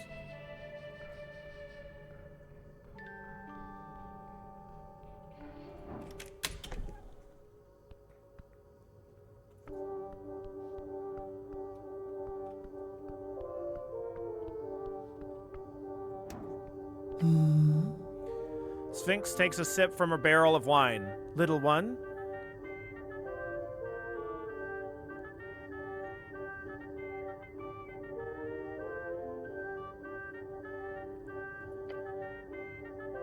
Now, that was not a request I expected today. Might I ask why? This can give you a nudge if you want to try the riddle without the instructions still. Might I ask why? It's got to do with the tea shop. How mysterious. Okay, let me ask about the riddle again. Tell you what, complete the riddle first, the difficult one, and perhaps I will consider it. She smiles. Okay. Tell me the riddle again. Found within the arcane flare, twin tongues of flame that scorch the air, burrowed deep within the earth, a primal string to show your worth. Folk and gods and thronging herds. A man divine alone howls his words.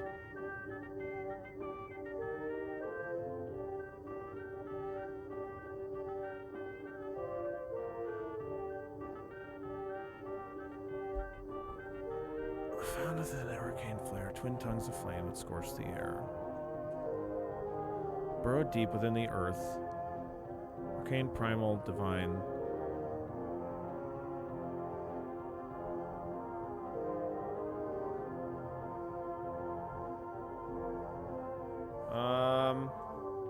This can give you a nudge if you want to try the riddle without instructions still. Does it have to do with these highlighted words? Arcane, primal, and divine? And equipping items, possibly?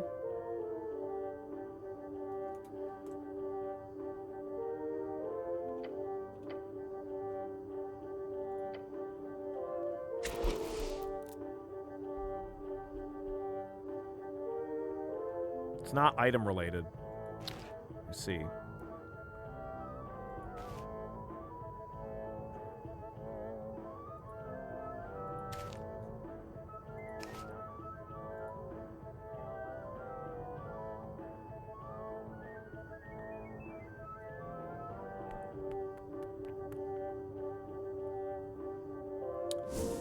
Well, gosh, I just have no fucking clue then.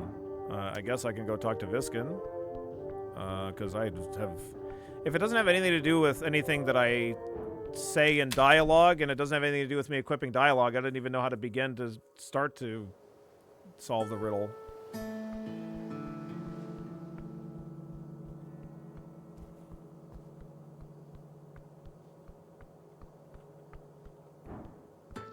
Let me talk to Viskin.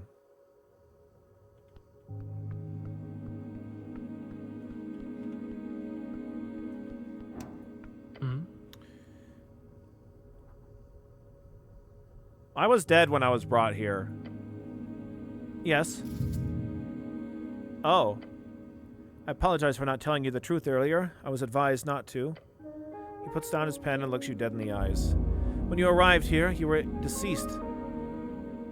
Sometime in the night. From drowning. Right. Approximately 3 hours before arrival, I immediately began the formal procedure until I received word from Lady Sageleaf along with payment. He nods. She wanted you alive. The lady had been notified of your arrival here. As such, I prepared the resurrection. You rezzed me? I rezzed you, yes. That's powerful magic. It is. I have my sources. However, I suggest you speak with Lady Sageleaf about this. If you require answers, I am a simple-minded man in this. I am simply a middleman in this. Snell? Look at him. What spell did you use to revive me? This is why I lost my abilities to cast higher level spells? It felt really weird when I woke up. Like, different. Is that what your dark magic... Was that your dark magic also? Right. I'll go speak to Lady Sageleaf. Okay. Snell? The goblin gives you a conflicted expression. I didn't know, Cleric. I really didn't. He did not.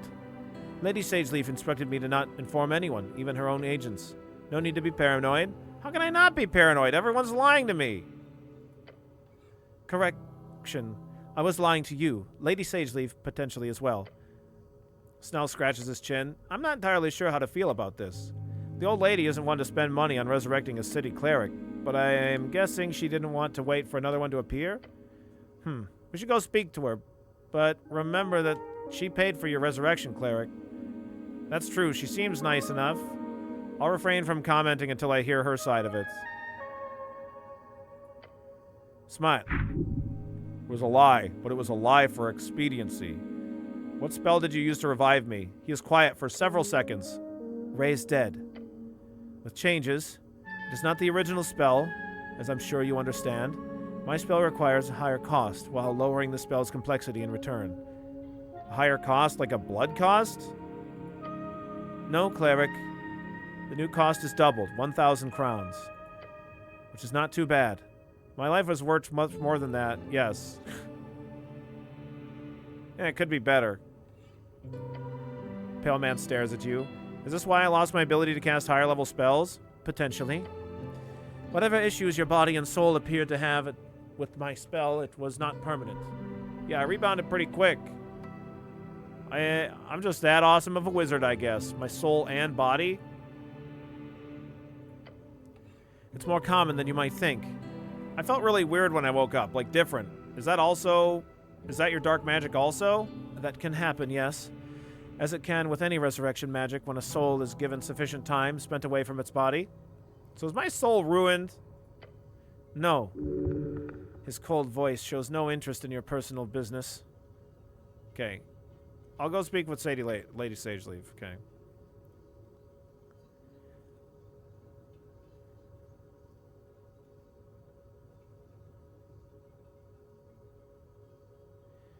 I don't know if I want to ask him about the Gate of Yore, but I can, I'm sure you do. You're not surprised? Just stare at him and breathe loudly.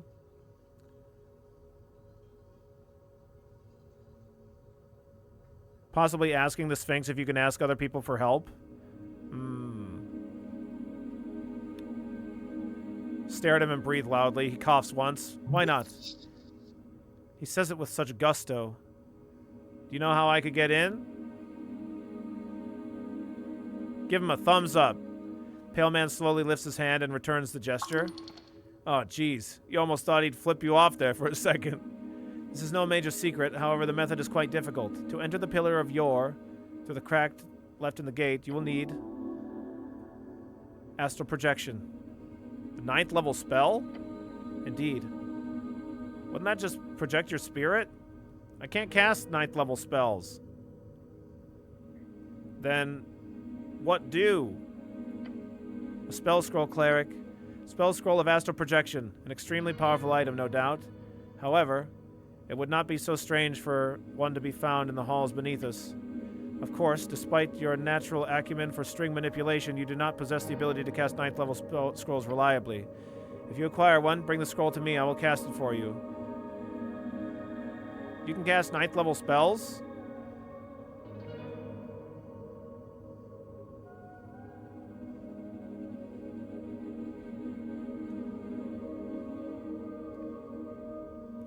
Viskin basically tells you the riddle is about her being curious about what you can do in a vaguely magical sense.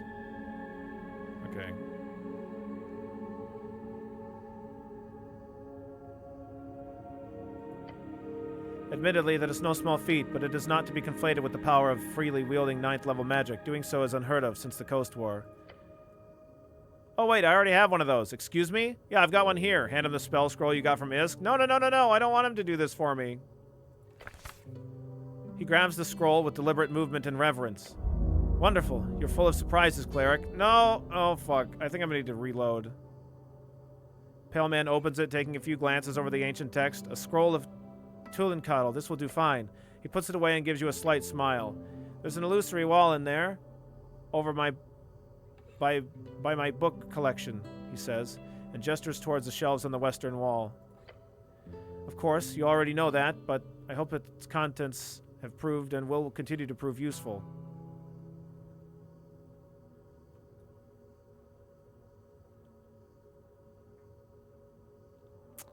I think I need to reload.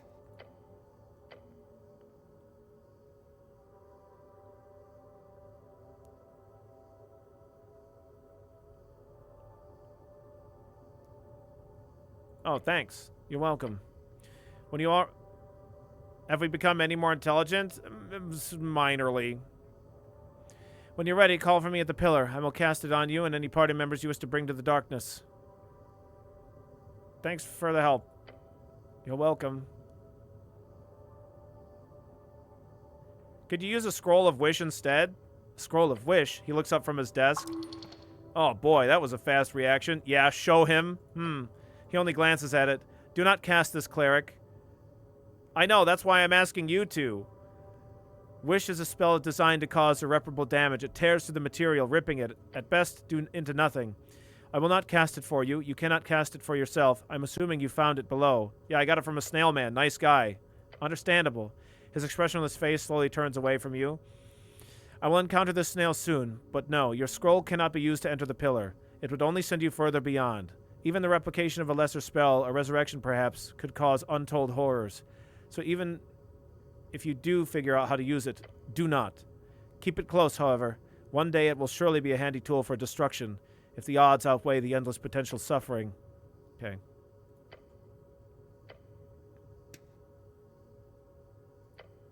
Yeah, I was surprised. I thought... I didn't think that it was going to make me do that, but it did.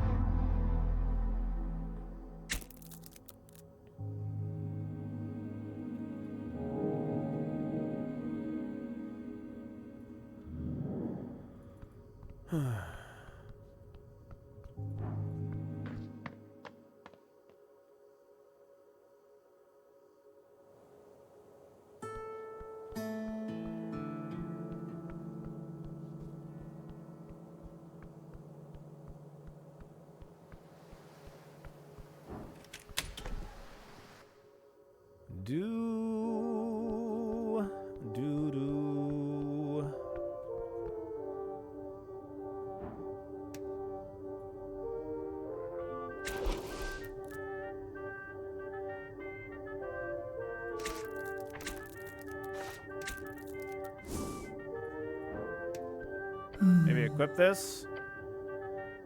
No. Can you give me a hint about the riddle? A hint? Is that some kind of social taboo? She puts down her barrel of wine and leans in. You can ask questions, but no, you do not get a hint. I'll have to do something with you to solve the riddle, right? Guess I'll just have to try some stuff. Has anyone else solved this riddle? Where am I supposed to... Do the actions I'm supposed to do have anything to do with... So I'm supposed to do something? Not just answer with a regular old word, right? Correct. Okay. Well, let's... try casting something. What do I have to cast that would, like, impress her?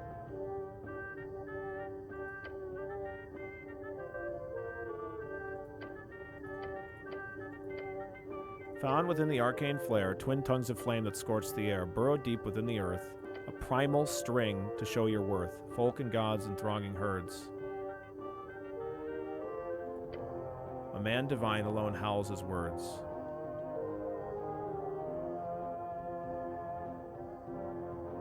So it's an arcane spell. Maybe, equip this.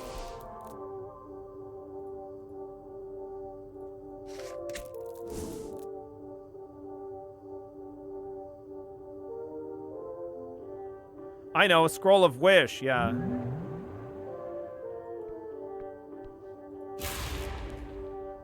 One of these things.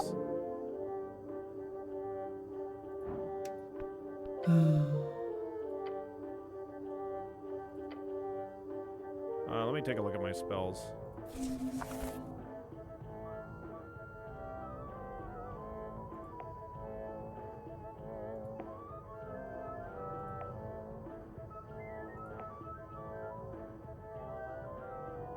Arcane, Primal, Divine. So maybe 3 separate spells?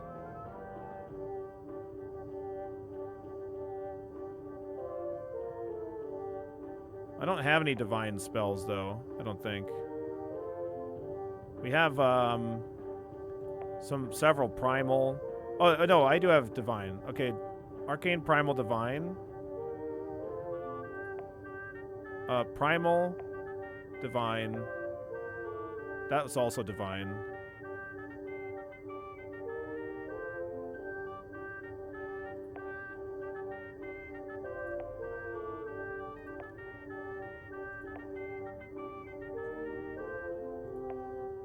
Okay, and knock, maybe? Cast an Arcane, a Primal, and then a Divine?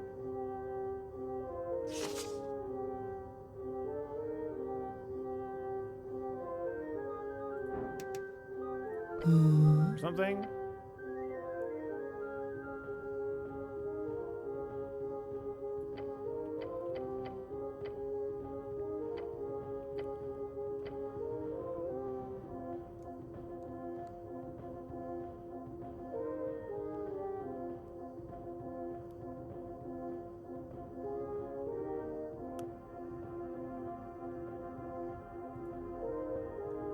Arcane. Are these 3 arcane?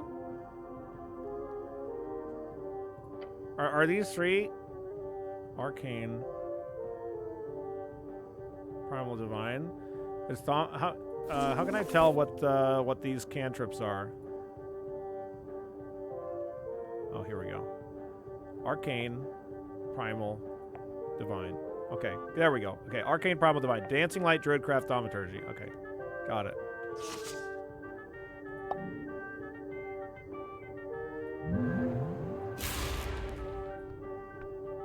No, that was...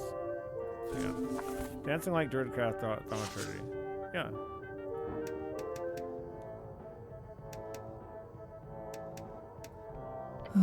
I can't do them in conversation, though.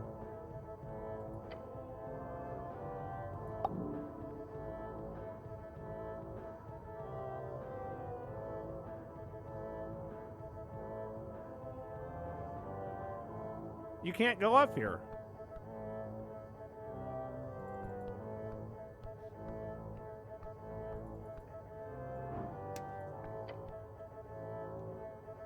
You stare at the barrels. Yeah, those sure are barrels. Hey, Olzus, can you move these? I want to get up on the stage. You can after dawn? And Snell has to bugger off? No. You see the guy in his Sphinx point to Snell. Him. Me? You want him? She sighs. I am sorry, Goblin, but you're not allowed up here. Only the cleric is. Sure, I have no problem with that. But mind if I ask why? She smirks. I do mind. I will not answer that. Okay, this I would have never, ever gotten. Like, I had written down Arcane, Primal, Divine, and so I think I maybe could have figured that out. But I don't know why I wasn't able to get a hint from Viskin, because that would have been useful too. Because she wanted me to do something. Yeah.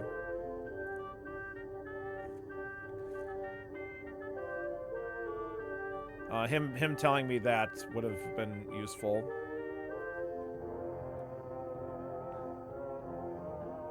She says way back when you have to come alone. Okay. It's clearly a hint to solve the riddle. You must perform some kind of act on the stage in order to fulfill the requirements. Wait, what? This is how we get this part? I've never interacted with these barrels before. I didn't know that you could.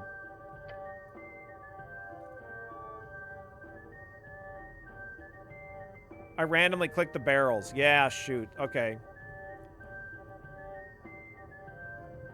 Well, if you're going to do some Sphinx riddle solving, then I guess I'll leave you to it. Good. I'll come pick you up later. Go solo for a while. Okay. I'll be in the garden. Glances at the smiling guy in a Sphinx. Don't rough him up too bad, you hear? Oh, I would never. The goblin shakes his head and leaves the chamber. Well, then get on up here, cleric. Oh my god. Can you move these now? Yes, yes. Oh, come up. Don't touch my feathers. I'm highly ticklish. Neat.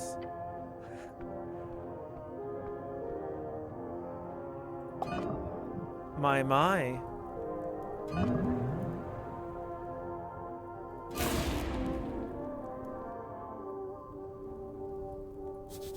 A grand entrance or exit.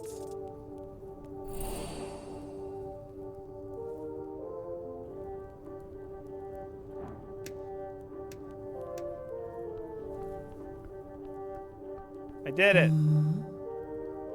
Thank you, chat. My. Don't go in then, if you dare. Or do go in then, if you dare. Let's see that one more time, little one.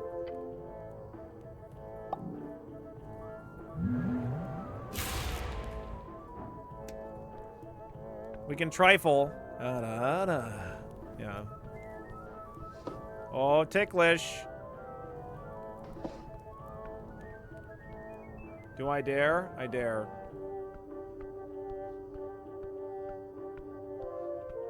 So quick save. The beyond. Into the beyond. Oh my god. Deck of many things. -4 wisdom. Holy shit. A deck. You're holding a deck. A deck of cards? Yes. A deck of cards.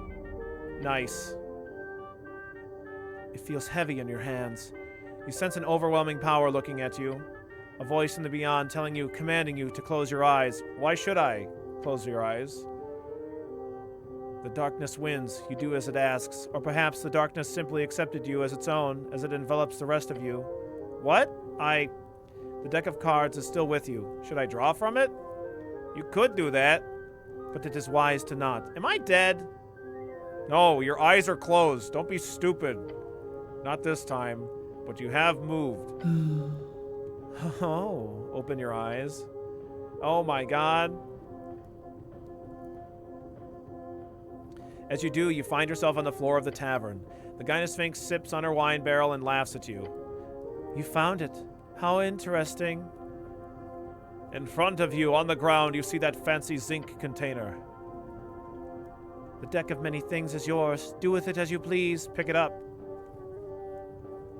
I mean, in our 2nd edition campaign, I drew off of that deck of many things in a heartbeat.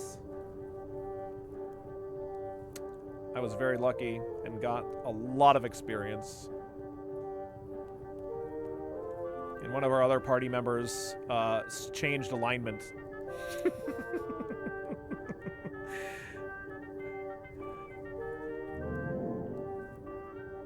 Nobody else drew. I think only 2 people drew from the deck.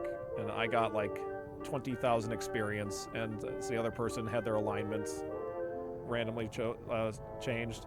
Drawing from a deck of many things is certainly a risky choice. Yeah.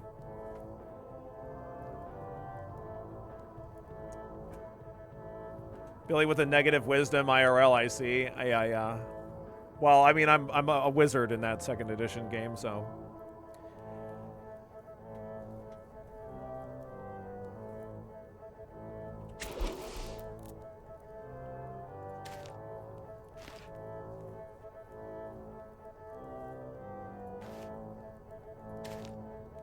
Where is it? There it is. The deck of many things. You've heard many tale about this legendary magic item. The cards are enclosed within a zinc container. Holding it gives you an overwhelming sense of dread. Did I save? We're saving. We're definitely drawing from this.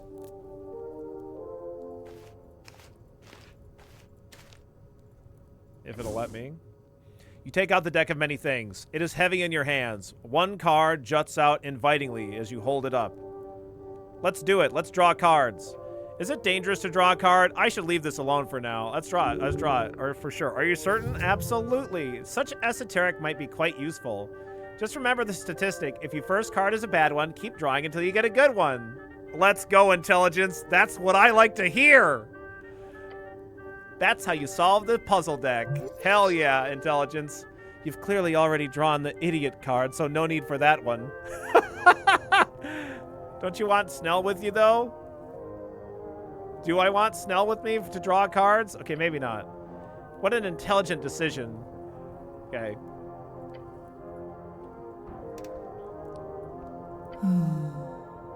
The Sphinx takes a sip from her barrel of wine. Okay, I need help entering the pillar. Oh, the deck of many things. That is your reward, yes. But first, I must congratulate you. Very well done, cleric, for solving my riddle. It wasn't that hard. Thank you. I'm very good at riddles. It was very confusing. It was a fun riddle. It was pretty good. Fun? She sighs. Sure, I'll take it. She would have preferred something like, what a difficult and illustrious riddle you've crafted, O great Sphinx Olzus. Alas. She sips on her wine. The esoteric challenge is of the biggest hurdle, of course. And while I want to avoid inflating that ego of yours, little one, you do have quite the mastery over strings. Or at least some type of natural inclination. I'm the greatest wizard of the era. You're not the first to say that. Nor will I be the last. She purrs out her next sentence as she leans in. Now, as for the deck. Yeah? Tell me about the deck. Yes. I am destined to warn you, cleric. There are few who have drawn those cards. Some will spell fortune, some death. It is the biggest gamble of your life, and you will never know the true odds. If you are willing to throw everything away, to grasp for that small sliver of potential, then draw. Otherwise, I suggest leaving it be. Once you do draw, or rather once you stop drawing, it will return to the confines of the vault.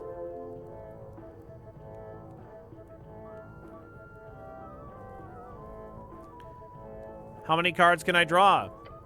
As many as you wish. But remember, several of them will either kill you or completely destroy your life. So I suppose it's more like until you draw one of those. Draw, draw, draw, draw. Hit me. Hit me. Hit me. Is there a card that deletes your save? Holy fuck. What do you do with... Wait, do you know what all the cards do? Some of them. I've been around for quite a while after all. But I'm not allowed to say much. I can just tell you some of the highs and lows, fortune or death. Can I sell it? Certainly. Perhaps that is the one way to only way to guarantee a somewhat good result, for yourself at least. But yes, it is yours to do with as you please. What happens if someone else solves the riddle while I have the deck? They get second prize, of course. A dumb Sphinx joke incoming. Really? No, I'm joking. She lets out a quick chortle. If anyone were to solve it before you used it up, the deck would simply be teleported back, leaving your draw as forfeit. So there's a time limit? Not in stone, but yes. I always imagined that was to keep anyone from just placing it on their own vault, you know? But it's not like people are solving my riddles every day here. You have time, do not worry. What if I go around telling people how to solve the riddle? You think I give everyone the same riddle? That was a custom made for you, cleric. A guy in a Sphinx original. Be happy. I put in so much effort for you. Thank you, Olzus. A bit of sarcasm. She probably spits out unique riddles like Copper Press. Thank you for the info. I will consider it. I need your help with the pillar. It's gonna be, I don't want to go too late, but, we'll ask about the pillar. I'd like to draw a card before I go, though. That was not a request I expected today. Might I ask why? It's got to do with the tea shop. I see. How mysterious. The Sphinx ponders your request while sipping on her wine. This is no small request, cleric, but since you have proven yourself worthy, perhaps a gate shall be braved by this mortal despite the era. She smiles. So You know how to enter the gate? Yes, I knew it was worth it to solve that riddle. Thank you, it's appreciated. You know how to enter the gate? Yes. She puts down her wine barrel. Each gate has an attunement, a fine attunement, a very specific series of strings. One way to sneak in through the cracks is to carry a key, one attuned to those strings. Oh. Bring me a gemstone, cleric, an emerald, to be precise. I shall attune it to the pillar's gate, allowing you to pass through. Oh, I've got one right here, actually. I've already got one, found it down below, but look a bit uncomfortable at the idea of giving away your emerald. Yeah, I've got a couple. And you'll turn it into a key? Where can I find... Okay, I've got one here, actually. I see.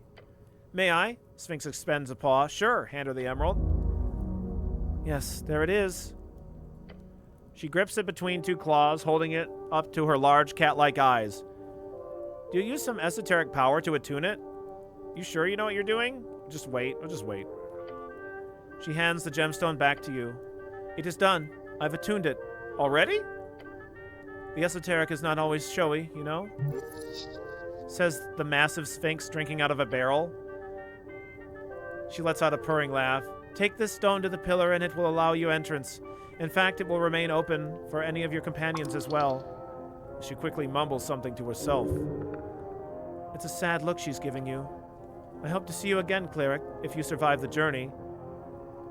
I'll be back. I always come back. I like that one of the people you can ask about helping you get into the pillar is the demi-lich, and it's the demi-lich that has the emerald. It's a nice touch. Yeah. She bows her head.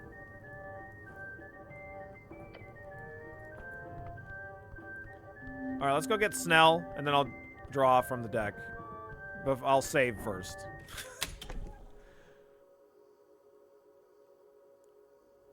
Oh, wait, this is not the best. This is the wrong way.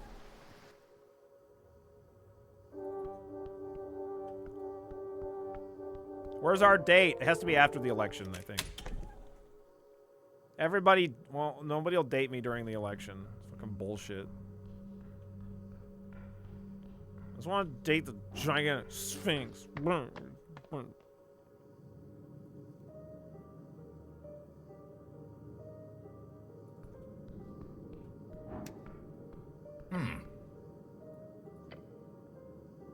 All right, ready to go?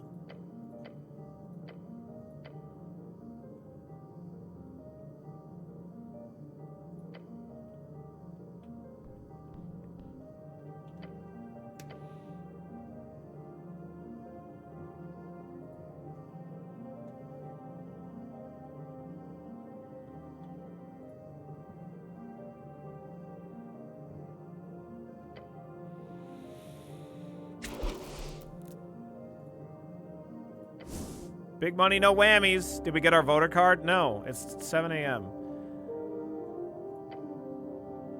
Let's draw cards. Are you certain? Such esoteric might could be quite useful. Such esoteric might could be quite useful. Just remember the statistic. If your first card is a bad one, keep drawing until you get a good one. That's how you solve the puzzle deck. Puzzle deck, draw cards. The Velium material of the card feels light as you grab it. A deep, unnerving part of you is screaming to throw everything away through miraculous fate. You flip it over. It says skull. Deep, unending dread. Cleric? Then the goblin is no more?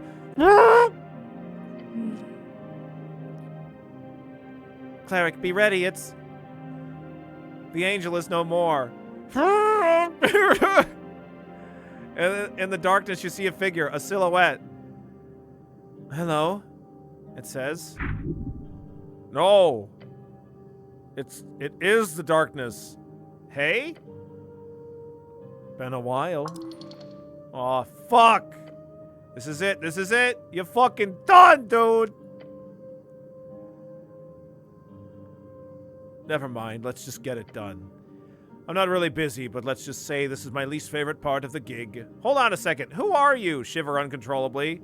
I am death. Oh. Yeah. And you're here to I'm here for you. Are you ready? No! Charisma, convince death you need to live. Come on! Oh, almost a nat fucking 20.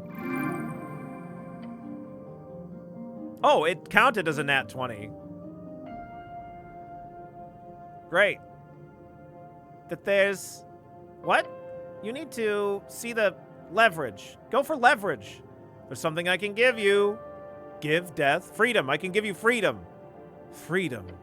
Go on. It's clear by your act here that your position is as this avatar of death is not something that you chose. So I'm here to tell you, I am an altruistic and powerful spellcaster, and I wish to uncover the secrets of death and release you from your shackles. Oh. You would do that for me? Of course! Well, in that case, I would have to let you go. Really? No, I'm kidding, but good try. Shit! Fuck! Come on, man! Oh, son of a bitch! But really, I do feel the sincere insincerity in your words. Oh, son of a bitch! I don't usually bend the rules, but for this once, I can let it slip. Really? Yep. Of course you do. Which game do you want? And nothing silly, either pure skill or fair chance. A game? Sorry, you're new to this. I'll decide for you. Rock, paper, scissors. I know that game. What's that? Are you are you for real? I don't know. What's that? I count to 3 on 3, not before 3 or a hidden silent 4. We hold out one of the 3. Rock beats scissors. Scissors beats paper. Paper beats rock. Oh, that game. I thought it was called a Dwarven game called Sten Sax Pass. It's that too. It's one of the core games after all. Core games? Let's not talk history. Pissing off death. Yeah. Yo, yo, yo. It's your boy Death. Out of the darkness, you see 5-fingered hand. It is pale and ethereal. It's, 1. He's doing a 2. 3. Scissors! You hold out your hand and Death throws out his bony hand exactly and simultaneously as if shadowy mirror stood before you. Rock. Death's hand is crumbled into a knuckly ball. Too bad. You weren't the worst of them. Oh! You taunt fate and lose. Ah, son of a bitch! It is the natural way of things. Do not be so proud as to assume you know anything about the state of things, for the world is way vaster than this string will ever show. Though the cleric, he feels nothing but a faint hint of saltiness at his poor final choice. Okay, it didn't delete my save, it doesn't look like, but, cool. All right, so we'll continue with this on Monday, chat.